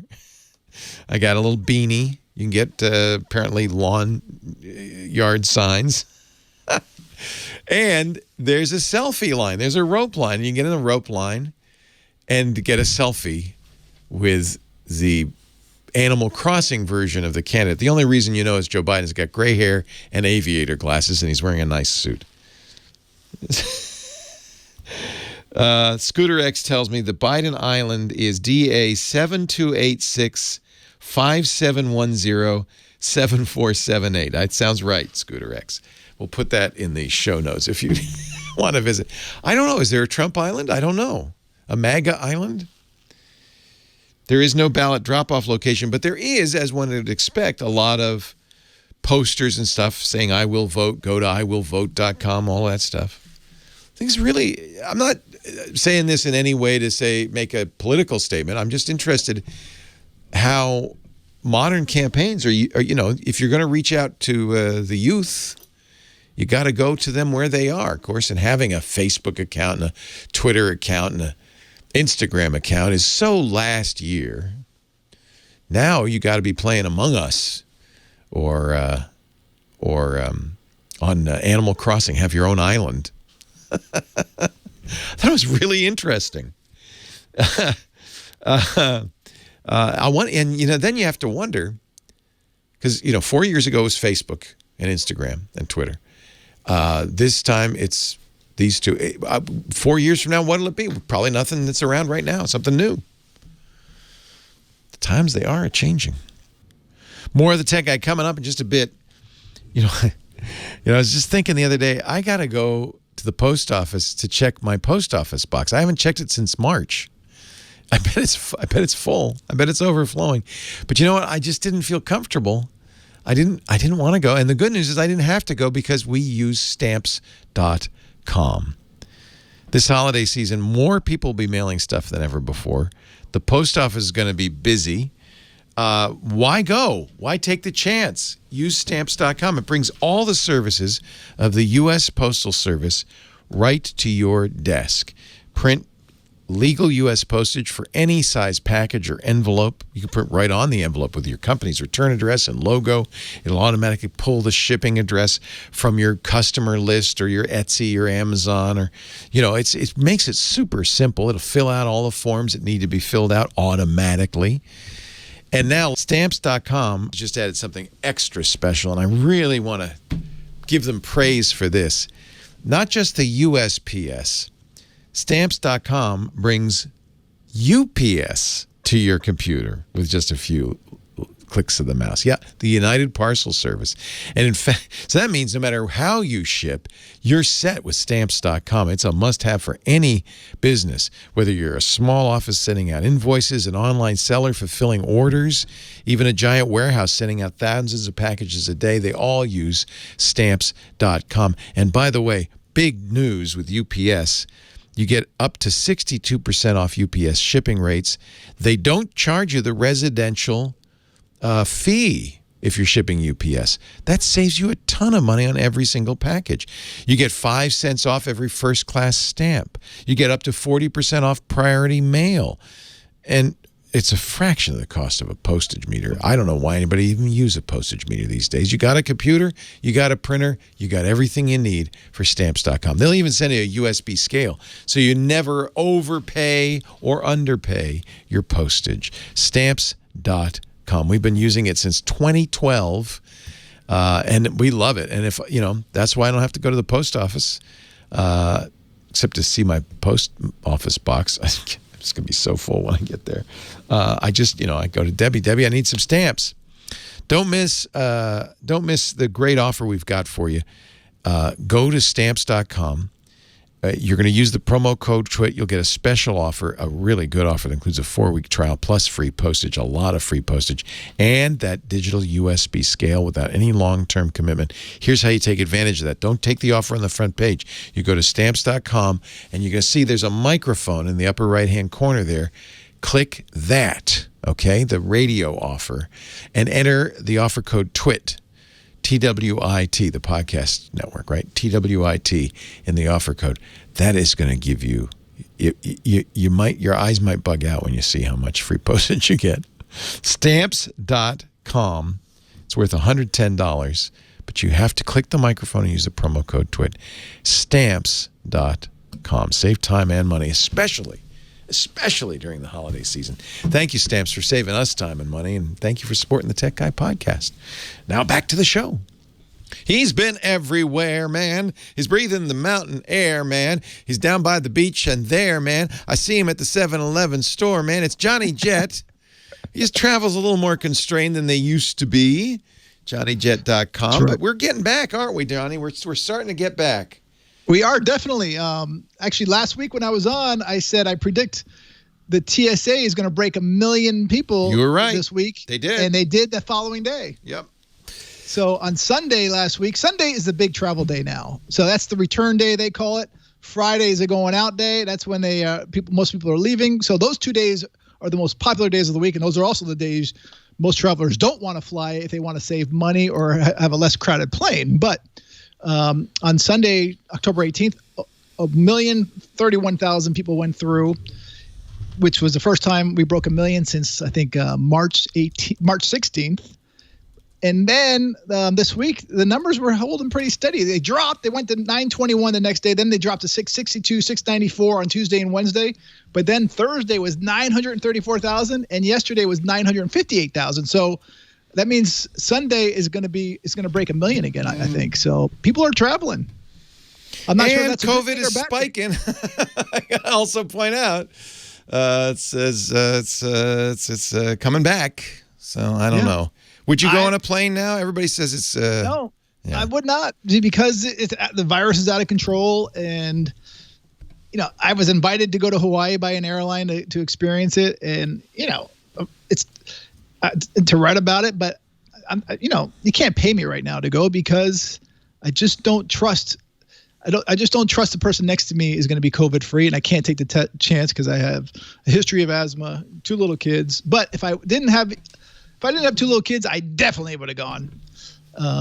But speaking of bringing back travel too, for Hawaii, you need to have a test within the last 72 hours of your final leg of the trip. And one of the problems is that you can't get these tests back in time if you're doing it through your doctors.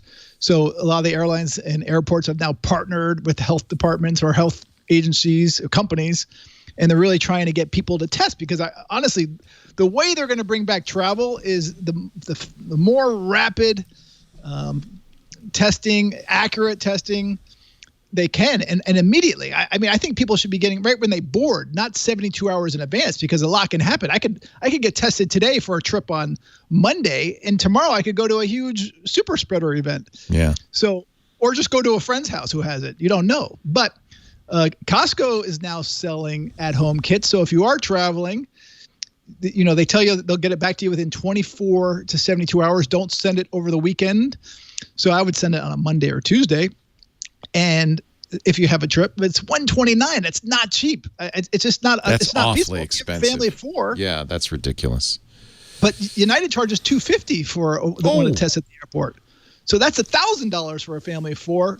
But if you are in the Bay Area, Oakland Airport is offering free testing for travelers to Hawaii. It's 2 miles off the airport. But and that's a big savings if you fly out of Oakland Airport. But the planes are smaller. Mm. Well, I am near Oakland Airport. That's our nearest airport, actually.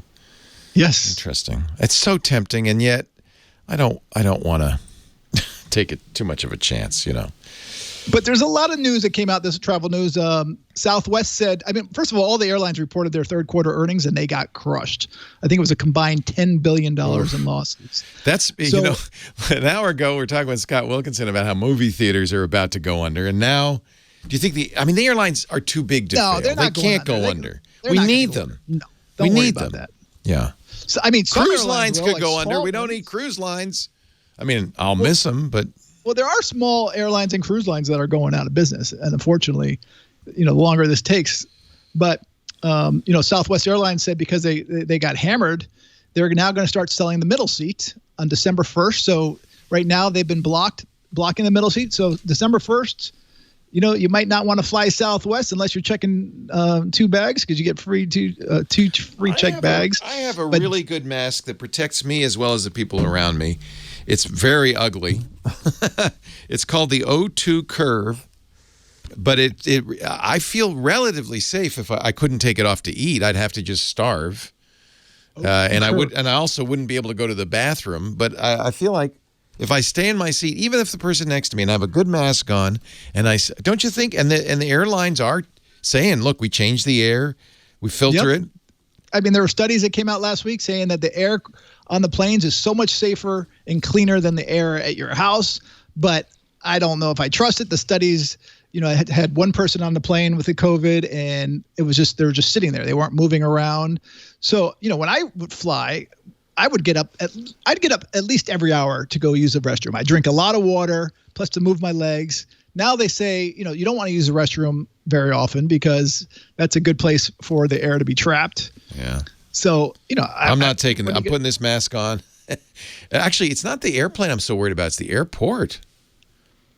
For sure. But I listened into a panel this week, Delta Airlines did, and they had a doctor from Emory University saying that, he wears goggles and face masks during boarding and deplaning. Just those times because people are moving around. I pretty much, if I go out of the house, I'm wearing goggles and a face mask. Do you? Everywhere. I have not. But, everywhere. I'm interested in that O2 Curve mask. I just wrote it down, so I'm going to. You can get write about it. I got it from Master Laboratories up here, but I think they're on Amazon. It's a Canadian company, but don't get it from Canada. You'll never get it. But Canada just extended their border closure again to November 21st this week. Delta, by the way, said they're going to extend their block in the middle seat to middle of next year. It was supposed to be January 6th. Thank you, Delta. So now it's middle of next year. Good. They're not sure on the date. And Alaska Airlines also said they're going to extend. Is there a country I can go to? To January. I'm sorry? Is there a country I can go to? There's plenty of countries you can go to right now. Okay. The lists are opening up. But you do need to have testing. If you get tested. Okay. You need to get tested, almost all of them. But you can go to Turkey. You can go to Albania. You can go to Croatia. You can go to Tahiti, French Polynesia. Oh, Tahiti be fun. All right. Yep. So there are places, and a lot of the Caribbean islands are open. So you got to do your research. Make sure that you find out what kind of test they require. You can't just go to any health provider. There is a risk because what people are perhaps realizing is that there are certain luxuries we can do without. Maybe going to the movies and travel, for instance, are luxuries we can do without. And there's a risk to these industries that their habits will change. They're definitely going to change. They're worried about that. Yeah. So actually, I'm wearing a Qantas shirt right now. This is a love Qantas. I just do. They give this to you when you fly up front, which is they give you jammies. Yeah, this is a pajama top actually. I love it. It's COVID. It's so funny.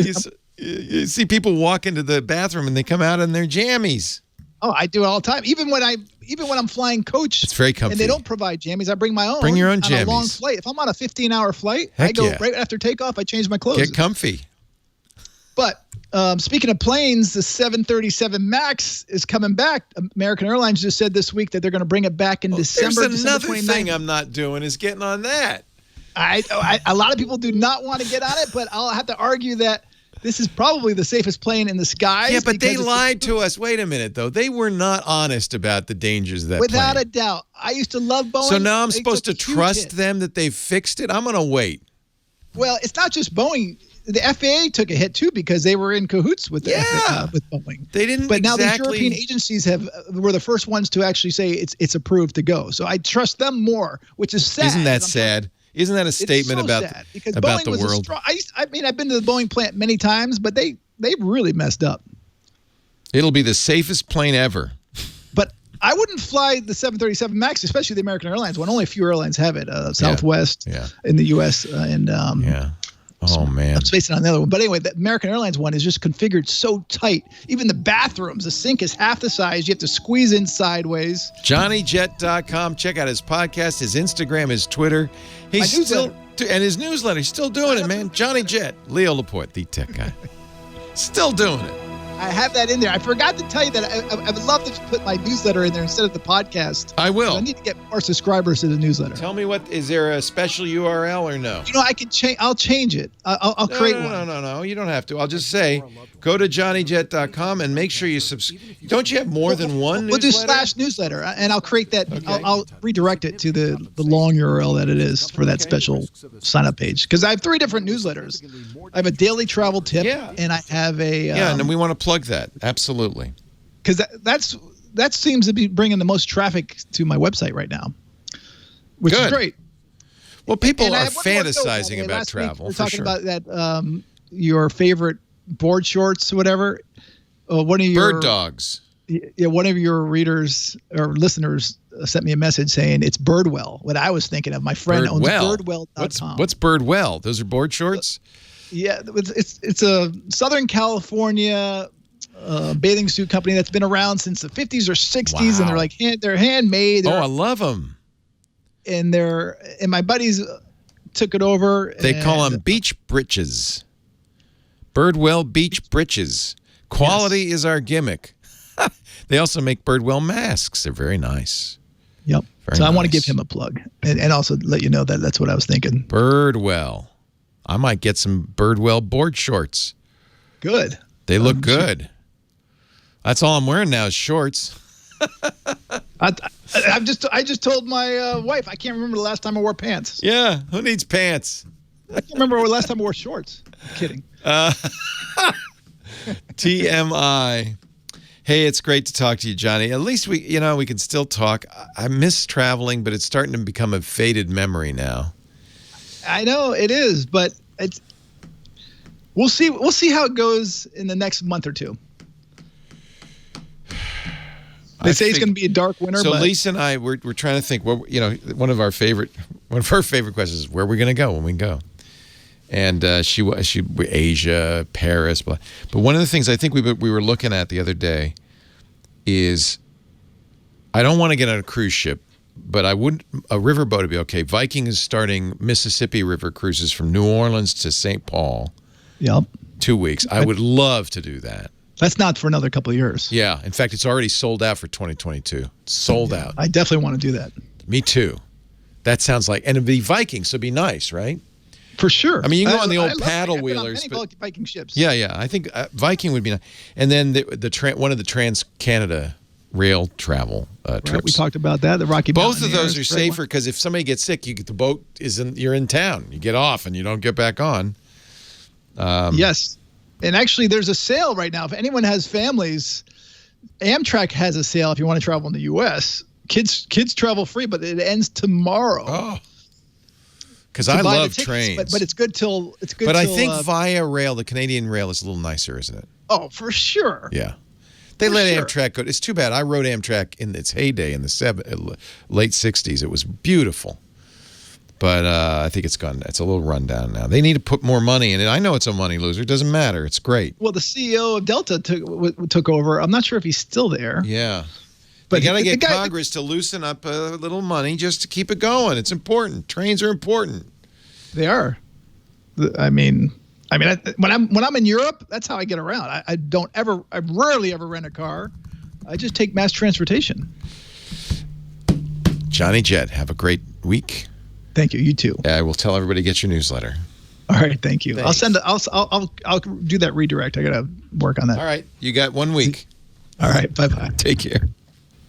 Leo Laporte, the tech guy.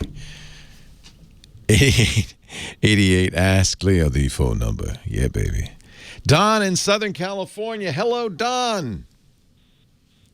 Hello, Leo. Hey, come on over. Don in Southern California, come on down. Come on down, yeah. Welcome. I have a friend with a serious problem. Yes, sir. Yes, she was computing and got one of the big screens with a loud noise and says, "You're infected. Call this number right away." Whoop, whoop, whoop. And she called it. And she called. Oh, man. And the guy from Lord only knows where got into her computer and messed around for a while. Oy. And he finally called me up and said, "Hey, what about this?" And the guy said, even she was suspicious at some point, right? Well, he said, "I need a firewall." She says, "Where do I get a firewall?" And I said, "Oh, my God, you didn't." And she said, "I did." Okay. And so what do I do now? What do you do now? So let's talk about this scam. It's still widespread, still happens. And, you know, I can see how people get fooled by it if they don't listen to this show and they don't have friends like you and they haven't been paying attention. They see it and it says it's from Microsoft, or you might even get a phone call.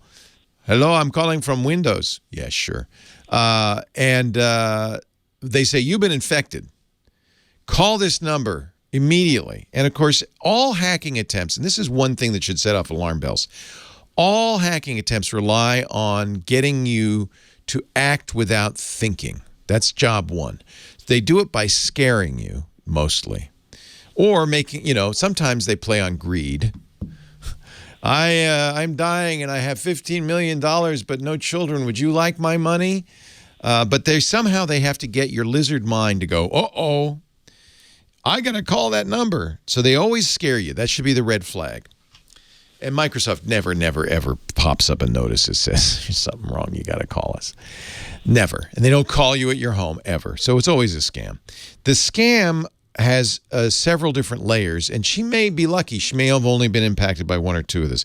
The first one, of course, once they get you to call them is, okay, but it'll be $350. So that's scam number one. They get some money out of you. Did she pay them?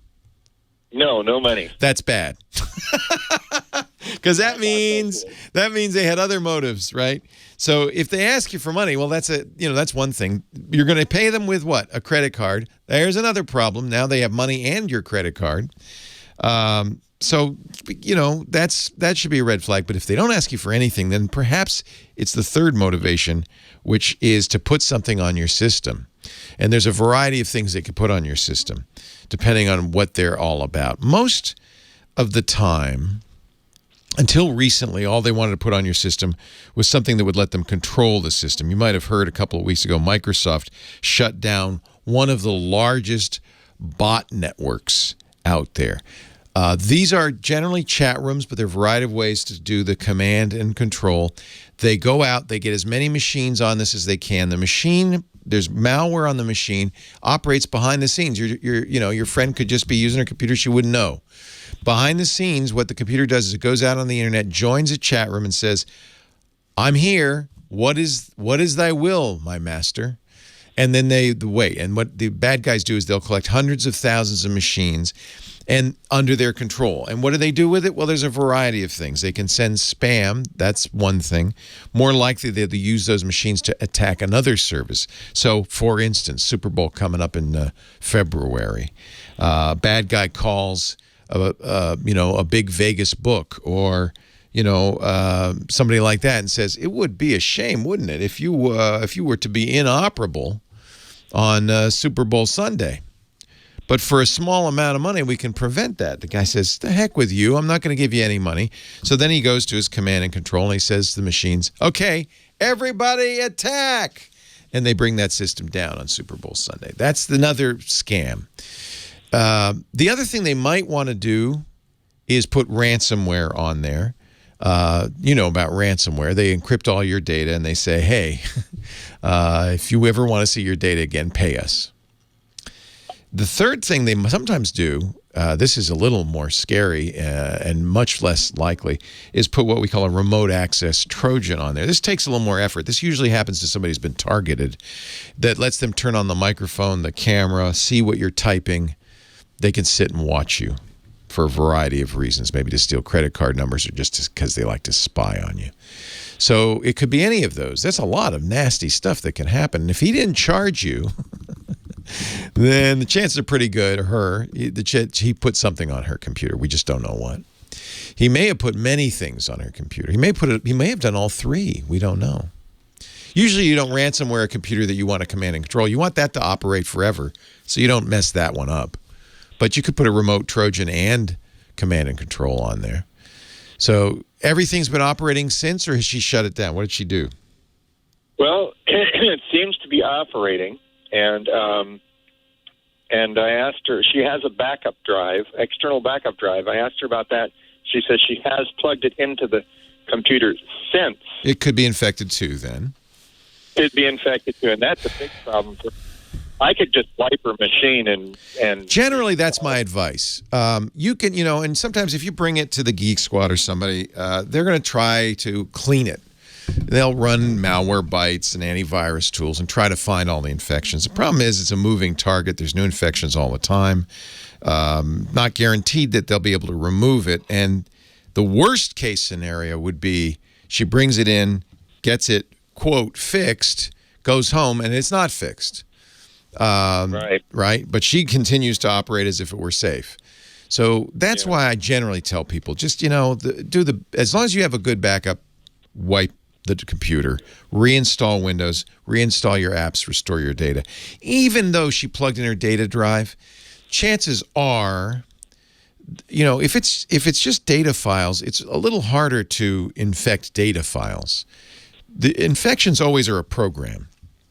Now, the drive only holds photos and things like that. Yeah, photos, JPEGs aren't going to hurt you unless there is a malicious JPEG rendering engine, and this happens all the time, by the way, or a malicious PDF rendering program, or a malicious, it's completely possible, and it happens all the time, to make, Adobe Acrobat, for instance, Reader, has flaws in it. And so it's completely possible, if the flaws aren't fixed, to make a PDF file that is actually malicious.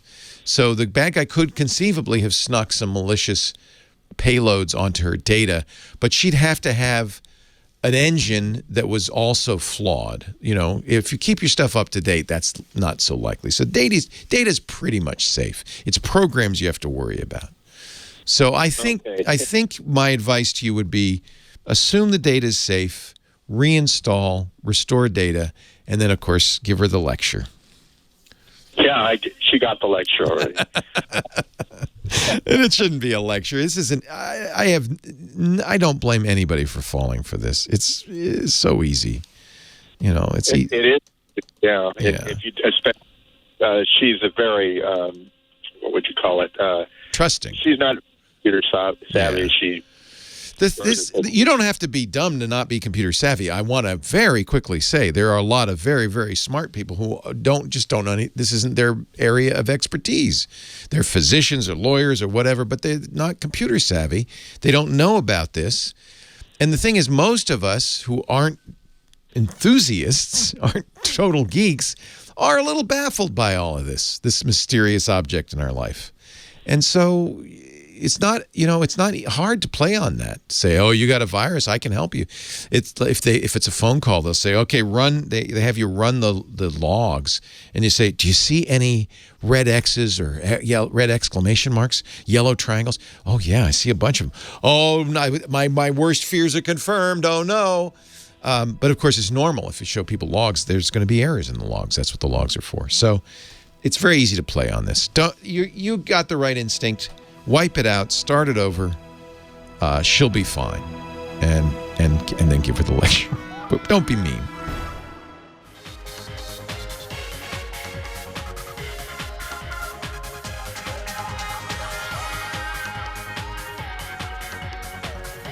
Well, hey, how are you today? Leo Laporte here. The tech guy, your tech guy, really. I mean, I'm the one here to help you with your technology, whether it's computers or the internet or home theater or digital photography, choosing the new smartphone, your smart watch. I try to use as much of this stuff as I can, and I certainly learn about it as much as I can and help you as best I can. 8888 Ask Leo is the number. 888-827-5536. That's toll free from anywhere in the U.S. or Canada. The website where all the answers lie is techguylabs.com. There's links there to our chat room, too. The Team Tech Guy at irc.twit.tv. Also a link to my podcast network where I geek out Monday through Friday. Twit.tv. It's all at the Tech Guy Labs. 8888 Ask Leo is my phone number. Kent is on the line from Santa Barbara, our next caller. Hi, Kent.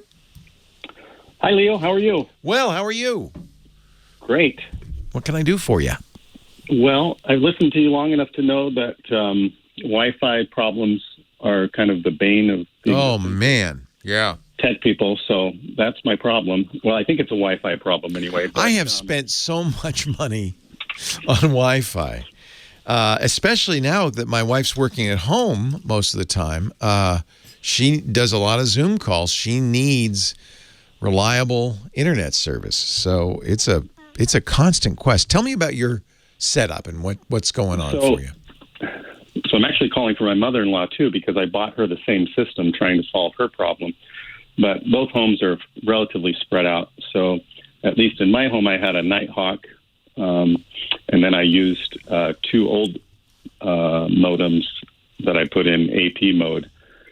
And it had pretty good coverage, but the problem was if you walked from one room to another room and you were on a call, for Wi-Fi calling, something like that. Roaming. You would drop. Yeah, you would drop. That's called. So there's roaming in cellular, where you're out of network and you're using somebody else's network. But in Wi-Fi, if you have multiple access points, as you did, that's called roaming from access point to access point. And sometimes the handoff it's just as problematic as it would be for a cell phone. So you had the Asus and you had some extenders. Right. So I tried to solve that problem by going to the Orbi mesh system. Yeah. And mesh does a little better with the handoff. It's also a little faster in the remote areas. And how did that work? So the Wi-Fi works great. I have like 4 bars everywhere I want. Yeah. The problem is now I have intermittent internet. The internet. Oh, nuts. I'll try to get on someplace and it'll say, can't find the internet, and I've got, 4 bars on the Wi-Fi. And so. Oh, it's interesting. So you have a connection. So that means you're talking to the access point, but you're not getting internet access, which means the access point is not connecting well to the base station. Right. Yeah, I actually like these Orbis. They're made by Netgear. And I've had 2 generations of Orbis that I had good results with. They generally, they're not the most sophisticated mesh system, but they're the fastest I've tried. There's, something like an Eero, which is Amazon's mesh, is a little more sophisticated. And I should mention Eero is a sponsor of some of our, or was at least, I don't know if they still are a sponsor of some of our podcasts. But I've used Eero and Orbi. But this dropout tells me that the access point is not connecting to the base station. So one thing you could do is go around and rejigger them to make sure they're all working and they're getting a proper connection. Just almost do the whole thing over again.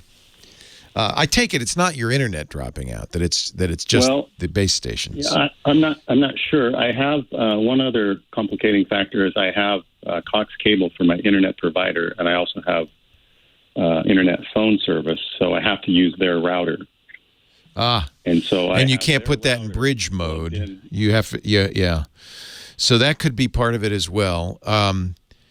Are you able to put their router in what we call bridge mode, which is to say don't do the network address translation, the DHCP? Are you able to do that, or do you know? I don't know. Okay. So you don't want 2 – this could be actually your problem. You don't want 2 devices assigning internet addresses. That's what we call the Dynamic Host Configuration Protocol, DHCP, or Network Address Translation, NAT. You only want one of the two doing that. If you haven't put the Cox router in bridge mode, it's doing it. So, and if you don't have a way of putting it in bridge mode, which is not unusual with an ISP-provided modem, then you can put the Orbi in bridge mode. And you're telling the Orbi, look, do your thing, be a Wi-Fi access point, but don't assign internet address because Cox has that. That would be the first thing I'd try. And you can go into the Orbi settings and put it into a bridge mode. Okay. A lot of times mesh routers don't like to be in bridge mode because a lot of the stuff they do, the QoS stuff they do, requires them to be able to assign addresses. But if you don't have a choice, you don't have a choice. And that won't affect my speed or anything? No. It'll improve it. And, by the way, very important, is the Cox router a Wi-Fi router? Yes. Well, you definitely want to make sure that it's at least the radio in that is turned off. Turn off the Wi-Fi radio in that Cox router. And am I able to do that? Or you should be, yeah. Anytime you have a router, you should have a way to log into it using your browser. You could Google Cox router access and find the address. It's probably 192.168. something. Could either be 1.1 or 0.1. I'm not sure what Cox does. But once you log into it, then you'll need the password. Again, if you haven't changed it, it'll be the default password. That would be a good thing to change. And then once you're logged into it, you might be able to find bridge settings, but you should almost certainly be able to find radio settings. Just turn off that radio. You don't want two different devices doing Wi-Fi on two different subnets. It's really, that can cause conflicts because what happens is Wi-Fi is a collision-based system. If the Wi-Fi access point hears somebody else talking, it'll stop talking. It'll say, oh, hold on, I don't want to, sorry, I interrupted. And it'll wait a random amount of time before beginning again. And if somebody's still talking, oh, sorry, didn't mean to step on you, it'll stop and wait another amount of time. That won't look like you're losing internet access, but it will look like slowdown and buffering. Mm-hmm. Yeah, I experienced that as well, and I've assumed that. You can have I'm losing the access, but maybe it ideally you have just one wireless network in your house. So just like you don't want to have two routers doing routing, you don't want to have two Wi-Fi networks in your house. You'd like to simplify that. Okay. I ended up giving up. I'm very close to that. I ended up giving up and buying enterprise gear from Ubiquiti. They call it Unify. At great expense, I might add. Breathtaking expense, but boy, it sure works well. And I had to have somebody come in and put Ethernet throughout the house so that each of the access points would have direct Ethernet drops to them. But it really fixed it all, and no more complaints from my wife, thank goodness. So you want to watch out for double NAT and double Wi-Fi. Both of those are bad. You should be able to, if you Google around, find the settings for the Cox router, or you can call them and say, hey, I want to get my router. How do I do that? And nobody should have a router they can't get into. There's so many reasons for patching, for configuring. You just have to be able to get into your router. And if you can't, then you say, take this thing out, give me a cable modem, or I'll buy my own cable modem. Thank you very much. That might be your last resort. Well, I would do that, except for I have the telephone. Oh, you need it. That's what you said. Yeah, you need that. Yeah. Yep. That's how they get you. Yep. The more stuff you bundle in there, the more you need their hardware. And, of course, they charge a rental fee for that. Right. And next step, profit. We live in an area where we don't have good cell coverage, which now that I have the Wi-Fi calling is great. But now with my Wi-Fi dropping out all the time, I don't have consistent. You're not alone. Calling either. It's not going to make you feel better. You're not alone. This is a perennial problem. It was for me for years. I finally went out and got a lot of expensive Ubiquiti gear. But I think what you've got, the Orbi's good. You should be able to solve this. Make sure you control the Cox router and keep it in line. Okay, that makes a lot of sense what you've advised. So, well, it might help. I'll try that. All right. Good luck. Hey, thank you for the call. I appreciate it. It might. I should really sound more confident, shouldn't I? Oh yeah, that's going to fix it. And then when I hang up, we'll never talk again, Ken. No, but I'm not that kind of guy. I want to be honest with you. This is hard. This stuff's hard. It is hard.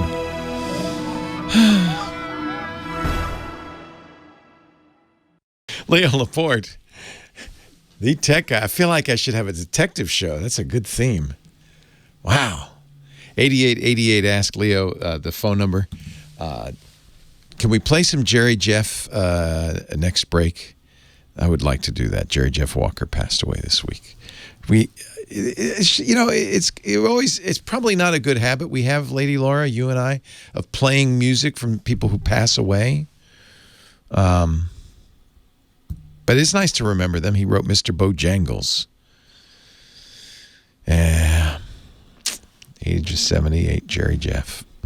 8888 ask Leo. Jeff, speaking of Jeff, on the line from Santa Ana. Hello, it's Jeff. Leo, can you hear me? I hear you great. How are you? Oh my God, what a great show. I've listened for a long time. Oh, thank you. I learn something new all the time. What a pleasure. I heard you talking about the licensed or duly licensed, as some would say, amateur radio operator. Yes, sir. I'm the lowest. I think you're the highest, general. No, I'm in the middle. I'm general. Then there's advanced, but I never saw the need to get the advanced ticket. And you're a technician.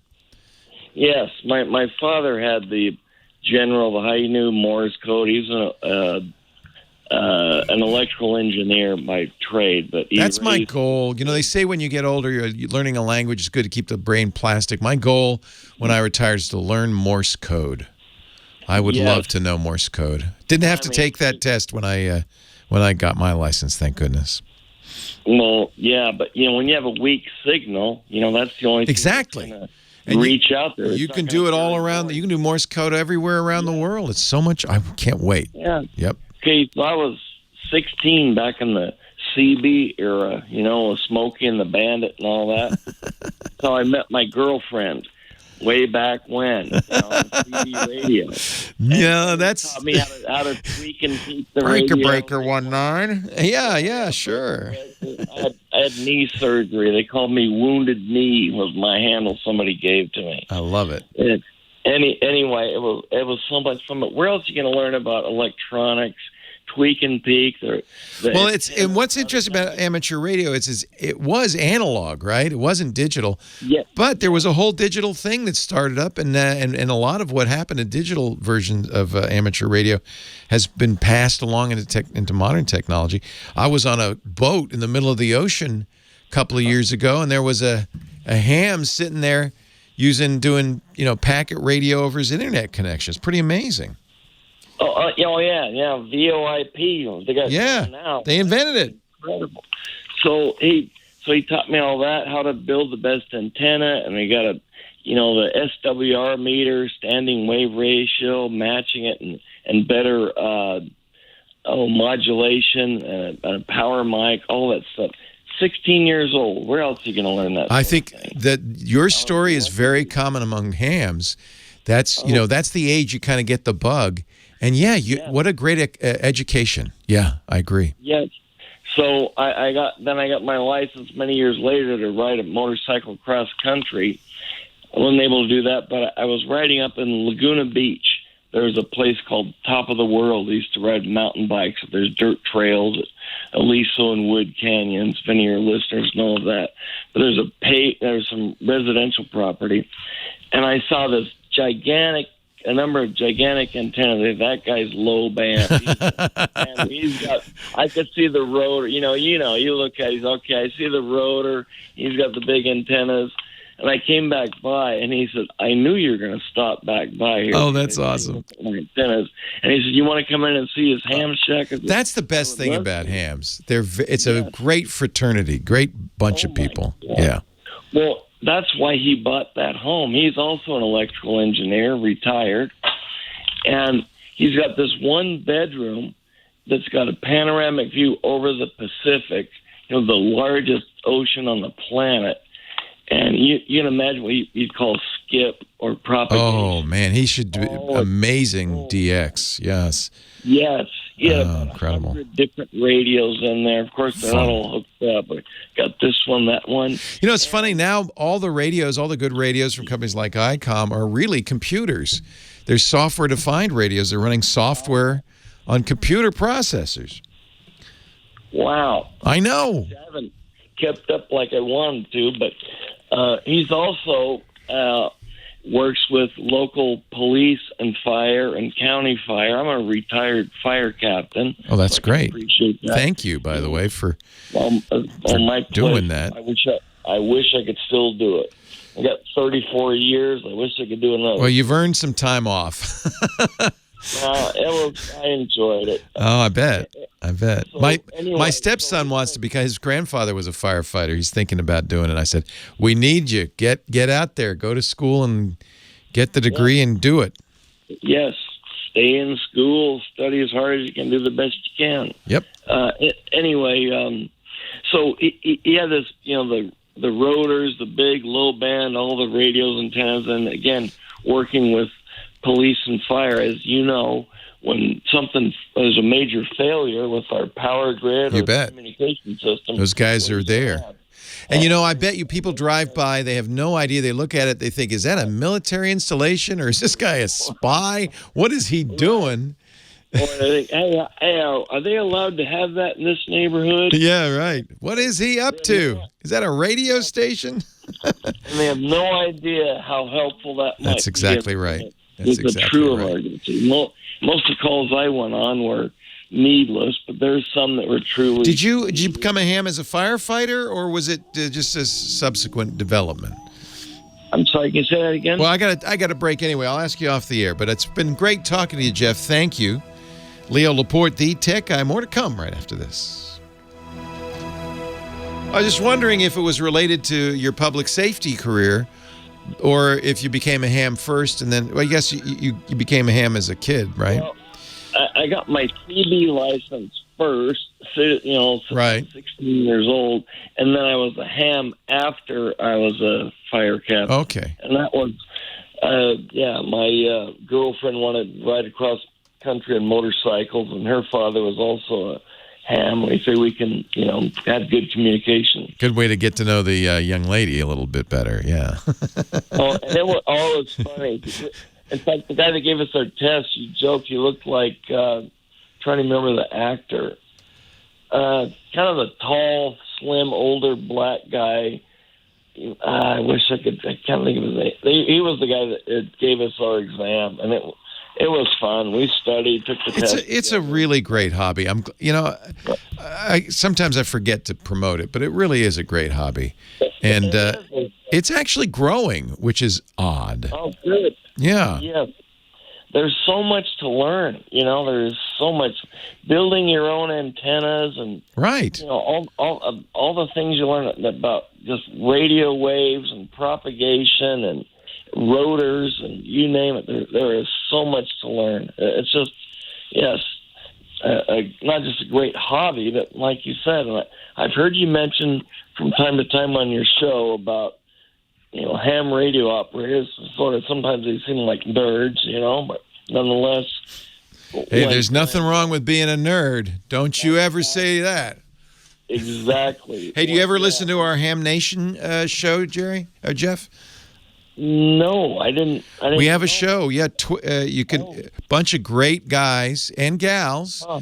It's called Ham Nation. It was started by two well-known Elmers, Bob Heil, who makes all my microphones. He does the great Heil gear for hams, and then Gordo, his partner. What's Gordo's last name? I've forgotten. Who is West? That's right, Gordon West. Who he published all the materials that helped me get my license because he had a radio school for years. I guess he still does, Gordon West Radio School. But Ham Nation. Ham Nation. It's at TWiT.tv. That's the podcast network /HN for Ham Nation. TWiT.tv/HN. That is awesome. Like I said, there is just so much, it's sort of like the old saying, the more you learn and the more you realize you don't know. Well, we have a great segment on there called Smoke and Solder. George Thomas does that one. He's always building something, and there's a lot of smoke involved. Yeah. Anyway, I got to run, but it's a pleasure meeting you, Jeff. Thank you for your service. I appreciate that. It's my pleasure. Did you get injured on duty or? Yeah, I'm on oxygen 24/7. Oh, I'm sorry. I was an arson investigator, so you breathe in more smoke than most fire. I enjoyed it. I wish I was still doing it. I wish I could do without the health issues. I'm sorry that that happened, but boy, what a sacrifice you made for all of us. Thank you. Really appreciate it. Thank you for what you do. Thank you, Jeff. Oh, it's nothing like what you did. Thank you, Jeff. Take care. Bye-bye. Take care, Leo. Yeah, okay. I tear up every time. I was bawling when I went to the 911 museum at Ground Zero in Manhattan, and there's a fire truck there that's half melted, and I got all choked up because I think of those people like Jeff, who instead of like us, we're running away. They're running into the danger. They're running into it, and it just gets me every time. I'm going to cry. The great Jerry Jeff Walker. Thank you for playing that for me, Professor Laura. I appreciate it. Great song. He had so many, though. This was his best known, but so many great songs. Leo Laporte, the tech guy. Greg is on the line from Cardiff by the Sea. Hello, Greg. This is Greg Lefebvre, an old colleague of yours. Oh, my goodness. TV years Yes. ago. Great to hear from you, Greg. I listen to you every weekend and so enjoy the solid info that you pass on. I have some email that I can't throw away. It's in my junk box on mail. I'm a Mac user. Yep. And when I go to trash it, I get this little message that says, could not be moved. The specified object was not found in the store. The process failed to get the correct properties. And it just sits there. It's so annoying, isn't it? You just can't get rid of it. Drives you. So, Greg, are you using Apple's mail program? I am indeed, yes. And so you delete it within the mail program, right? Well, it showed up in my junk drawer, in my junk, the junk slot. Yeah. That is. Yeah. And when I go to usually what's in my junk mail, I can simply hit the little delete message, and it goes away. But I have 4 of them now that have collected over the last couple of months, and I keep getting the same message. We can't move it to wherever you want to go, the trash. The specified object is not found in the store. The process failed to get the correct properties. So I guess the key thing to understand is that Apple Mail doesn't store those mails as just separate files. It stores, it's actually a database. And what it's saying, that's what it means by store. And what it's saying is is that you have an index that says that mail is in the store, in the database. But in fact, when it goes to look at that point in the database, it's not there. This is not at all unusual. But you really want to rebuild the mailboxes to get rid of this. What happened is you've already deleted the message. It is gone. But the entry for the message persists. So in the Mail app, if you just select a mailbox and then go to the menu, you can rebuild it. I would start with that junk mailbox, but you might want to go through all your mailboxes, the inbox and so forth, and rebuild it. And what it does is it scans through the database and rebuilds the index. And I believe what will happen after you do that is those messages will be gone because they've already been deleted. But they just the entry that refers to them is still showing up, and that's of course what's driving you crazy. Because I don't want it. Get rid of it. So we'll put a link in the show notes. Scooter X has found it. Apple's support archives how to do a rebuild mailboxes in Apple Mail. This is most mail. So there's 2 ways mail programs can handle mail. The ones I prefer, and I use on Apple, I use something called MailMate. Just store the mail as individual text files. But that's not efficient. But it's more robust because if something goes wrong, this mail is still there and it's still readable. But it is a little less robust. So Apple, Microsoft does this with Outlook and so forth. What they really do is they store the mail in a database, but the problem with databases is they can get corrupted. So that's what's happened. So Greg, you're retired. Last time we talked, while we were talking, I did that, and it fixed the problem. Well, look at that. Wow. How does Leo know all this? Many years of suffering, let me tell you. I didn't suffer as much as our fire captain from last call, but there is some suffering involved with being a tech guy. Greg, you're retired now? I am semi-retired. I do media consulting, and as a matter of fact, I'm a big fan of Orbi because Netgear is one of my clients, and they are a great company to do business with. I agree. I'm a customer and a vendor, and I really enjoy that. And your other sponsor, iDrive, they're sitting here on the top of my desk right now. Love it. So yes, love it. Yes, love it. So you train Netgear executives in how to give press briefings or what kind of thing? Exactly. Yeah, I teach executives how to be on TV. A lot of them are tech executives because, of course, that was my beat when I was at CNN and later with you guys at Tech TV. Right. And we've had a couple of our clients on CNBC just in the last month or so. It's wonderful work. You meet great people, and you really get to stay on the leading edge of what these new technology companies are doing. Yeah. It's great work. I really bet. enjoy it. What is the biggest mistake people like that make when they get on TV? They say no comment. Make something up. Don't say no comment. As you and I know, no comment is actually spelled Guilty. Guilty, you bet. Greg, it's great to hear from you. I'm so glad you're doing well. Cardiff by the Sea, I know we've talked before, but it's great to hear from you again. I love it, Leo. Thank you for your show. Appreciate it. All right, take care, Greg. Yeah, I'm glad we were able to solve that. Yeah, there's a trade-off.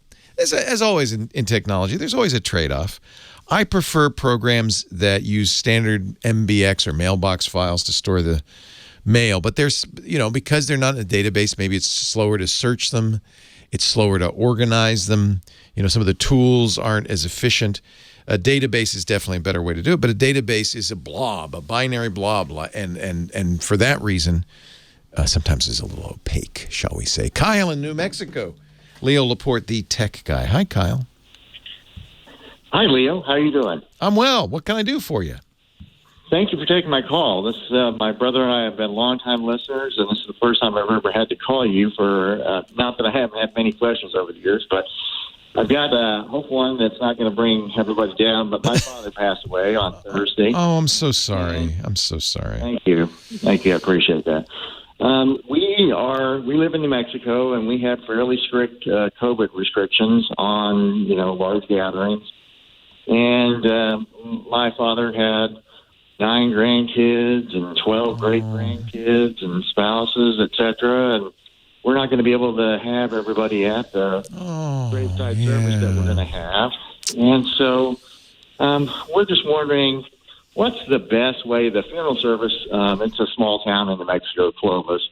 They don't offer the, live streaming. Yeah, a lot of funerals do. Funeral houses, what do they call them? Funeral parlors do that now. They have live streaming, but you can live stream yourself with your smartphone. Yeah. So what's the best? Is it Facebook Live or is it Zoom, or do you have any recommendations? It just really kind of depends on your audience. If they're all on Facebook, in fact, if there's already a family group on Facebook, that would be the easiest for sure. But the problem with that is if they're not, like I don't have a Facebook account, I would have to make a Facebook account to watch it. Yeah. So you don't want to leave people out either. The nice thing about Zoom or Google Meet, or there's 100 different ways to do this, is nobody has to have an account. They just can click a link and go in. YouTube will also do it, and that might be the most universal. You don't have to have a Google account to watch YouTube. Most people, I would guess, in your group have used YouTube. They're familiar with it. It's not a scary thing for them. YouTube app on your phone has live streaming capability. And so, you could be the camera guy. You might want to go out and get a tripod suitable for a phone and just put it at a good spot so that you don't have to hold it the whole time. It's not jiggling around. What kind of phone do you have? iPhone. Okay. So iPhones have excellent video. So you just get the YouTube app, and you can stream it live, and then what you'll do, I would. I'm looking now at Google's support page, and it looks like, and I think this is probably to protect them, they have some restrictions. I would go into your phone right now and just see if you can stream from your YouTube app. Once you start a stream, you'll get a link which you could then email to everybody or text to everybody. You can even set it up ahead of time. That's probably the best way. In fact, another way to do it if you had Zoom is to broadcast to YouTube from your Zoom call. Joe's telling me you can do that too. The main thing is try this before you do it. I think this is a really great thing for you to do because, yeah, there are going to be a lot of people who want to be there and can't go to that service. That's absolutely right. Thank you. Yeah, no, that's so. Are you saying that you do it through Zoom? But now the only caveat on that is that if you don't have a paid account, you're limited to 40 minutes. So if somebody has a paid Zoom account, okay, then that would work fine. Yeah, and the nice thing about that is you can try it right now. You could set it up. You could even have what would be fun. You could have a little after the funeral of get together, put that up on the Zoom, and then people can join it and be part of it. Because obviously you want to be one when you're streaming the funeral services, you're just going to be broadcasting. But afterward, if people wanted to get together for a little wake afterwards, if it's on Zoom, they can all join in. Yeah, that's a great idea. Yeah. Okay. Well, great. Well, thank you so much, Lee. I really appreciate it. And then, by the way, the third thing I would add, and again, thank you, Joe, in the chat room, Zoom has a record switch. Turn on the recording. So people who can't watch it live could then see it later. Okay. Yeah, that's great. YouTube will let you do that as well. Yeah. Okay. I'm sorry about your dad. I think this is a great thing to do, though. Yeah. Thank you. I appreciate it, Lee. I appreciate your help. And thanks. My pleasure. All right. Take care, Kyle. All right. Take care. Thanks. Bye-bye. How do you like it? Dick DeBartolo. That's the way I like it. I like it. That's the way. KC and the Sunshine Band. Dick DeBartolo's Mad Magazine's maddest writer. We call him our gizmo wizard, Giz Wiz for short. Each week he joins us with some crappy gadget or something like that. Well, no. This is not crappy. Okay. But at the beginning of every show, you say we talk about computers, we talk about routers, we talk about smart watches. Yeah. You know what? You don't have one of these because it's too inexpensive for you to buy. No, I only buy smartwatches that cost hundreds of dollars. So I could not resist buying the Wyze Band. Oh, okay. You know what? I love Wyze, W-Y-Z-E. They make really inexpensive cameras. Their smart scales, $20. $20. I didn't know it. I was talking to Chad yesterday, and Chad said, "Did you see the scale for $20?" I said, "What, are you kidding me?" And I went online. Their whole goal in life is to take this technology and make it affordable. So I'm all ears. Okay, so the Wyze Band is $25. Oh, wow. And a mandatory $5 shipping, or just buy it on Amazon for $29.95. Okay, so compared to my Galaxy, I guess it's the Galaxy S2, it's really small. Well, it looks a little like one of those Fitbits. It's got a... Yeah, you know what? It looks exactly like the Fitbit, and it does... everything you need. It can do. First of all, I love heart rate because when you hit heart rate, it stays on for 15 seconds. Plenty of time. And when I'm doing breathing, it's nice to see it drop down, or as I talk to you, speed up. Somebody in the chat room said, "As a Wyze Band once told me." Oh, that's very Scooter funny. X. Good job. That's very funny. So it does heartbeat. It does activity tracker. It does sleep mode. It has Alexa built in. So you can ask. But what could you ask Echo for? I mean, you can ask it to remind you of something, to turn on the lights. It can't answer you back. Doesn't have a speaker. You just have to trust that it heard what you said. Okay. It has twin microphones. This I don't understand. It says 5 ATM, which is water resistant to 165 feet for up to 10 minutes. Yeah. But then online it says used for shower, bath, shallow water swimming, snorkeling, not suitable for diving. Yeah. Well, a lot of times these waterproof specs really mean it's splash proof. You know, it's resistant to water. That's a lot. Okay. So 5 ATMs means 5 atmospheres, which means it could go down pretty deep and, and survive. Feet. But if it's only for 15 minutes, that means it's going to start leaking. So what they're really saying is, you don't dive with it. Don't dive into the pool because the shock could hurt it. But you can wash your hands, stuff like that. Oh, okay. Yeah. Okay. I always take with a grain of salt these waterproof ratings.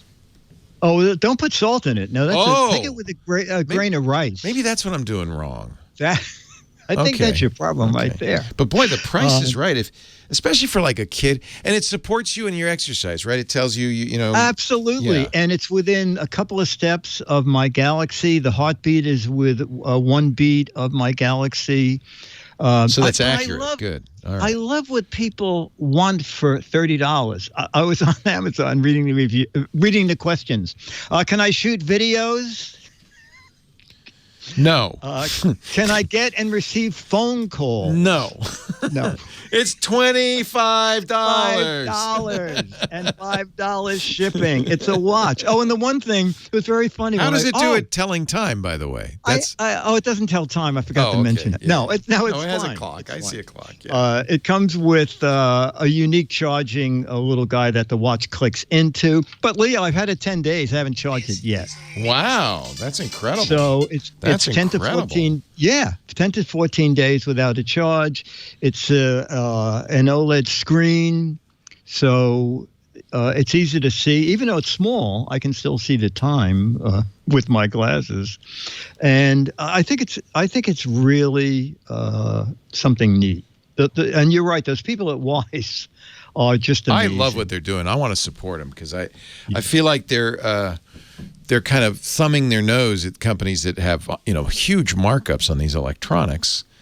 And, the cameras are $20. They have a pan tilt zoom camera that's, what is it, $30? $30. The scales, they're now doing the Wyze Band. The scale is amazing. It's a beautiful looking scale. I only saw it, Chad told me about it. I looked online, and I'm saying, that's a great looking scale for $20. Read the reviews. It's one of those smart scales, right?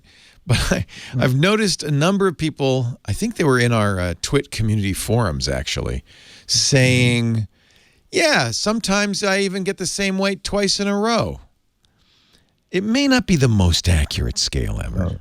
And they mean in the next minute, not the next day. Yeah, right. Right. Yeah, sure. It's apparently a little... all over the place. But maybe that's a software issue that they can fix. Because remember, these really are just little computers nowadays. So I love the cameras. I've had Wyze cams all over the place. They really work. So. Oh, that's great. Yeah. That's great. Yeah. No, with the scale, I pay a few bucks more and they knock off a couple of pounds. I love that deal. It's just worth it. Yeah, it's just worth it. Oh, it sure is. For my well-being. Yeah. keeps my heart rate down on my Wyze Band. I actually exercise all the time now with a watch. In fact, it's kind of sad because if I forget to start the watch for the exercise I'm doing, after an hour I look down and it didn't record it, I feel like I didn't do anything at all. Oh, this one tells you after so many hours, it just beeps and a little man walking says, you should do a little exercise. Oh, so it kind of nudges you too. It nudges you, yeah. And they're updating it all the time. I was very depressed when I got it. It had no stopwatch. And 3 days later, they sent out an update, and it added a stopwatch and a flashlight mode where the whole screen can be white if you need to use a little light. Nice. The Wyze Band joining a big group of products from this company. They're up in Seattle.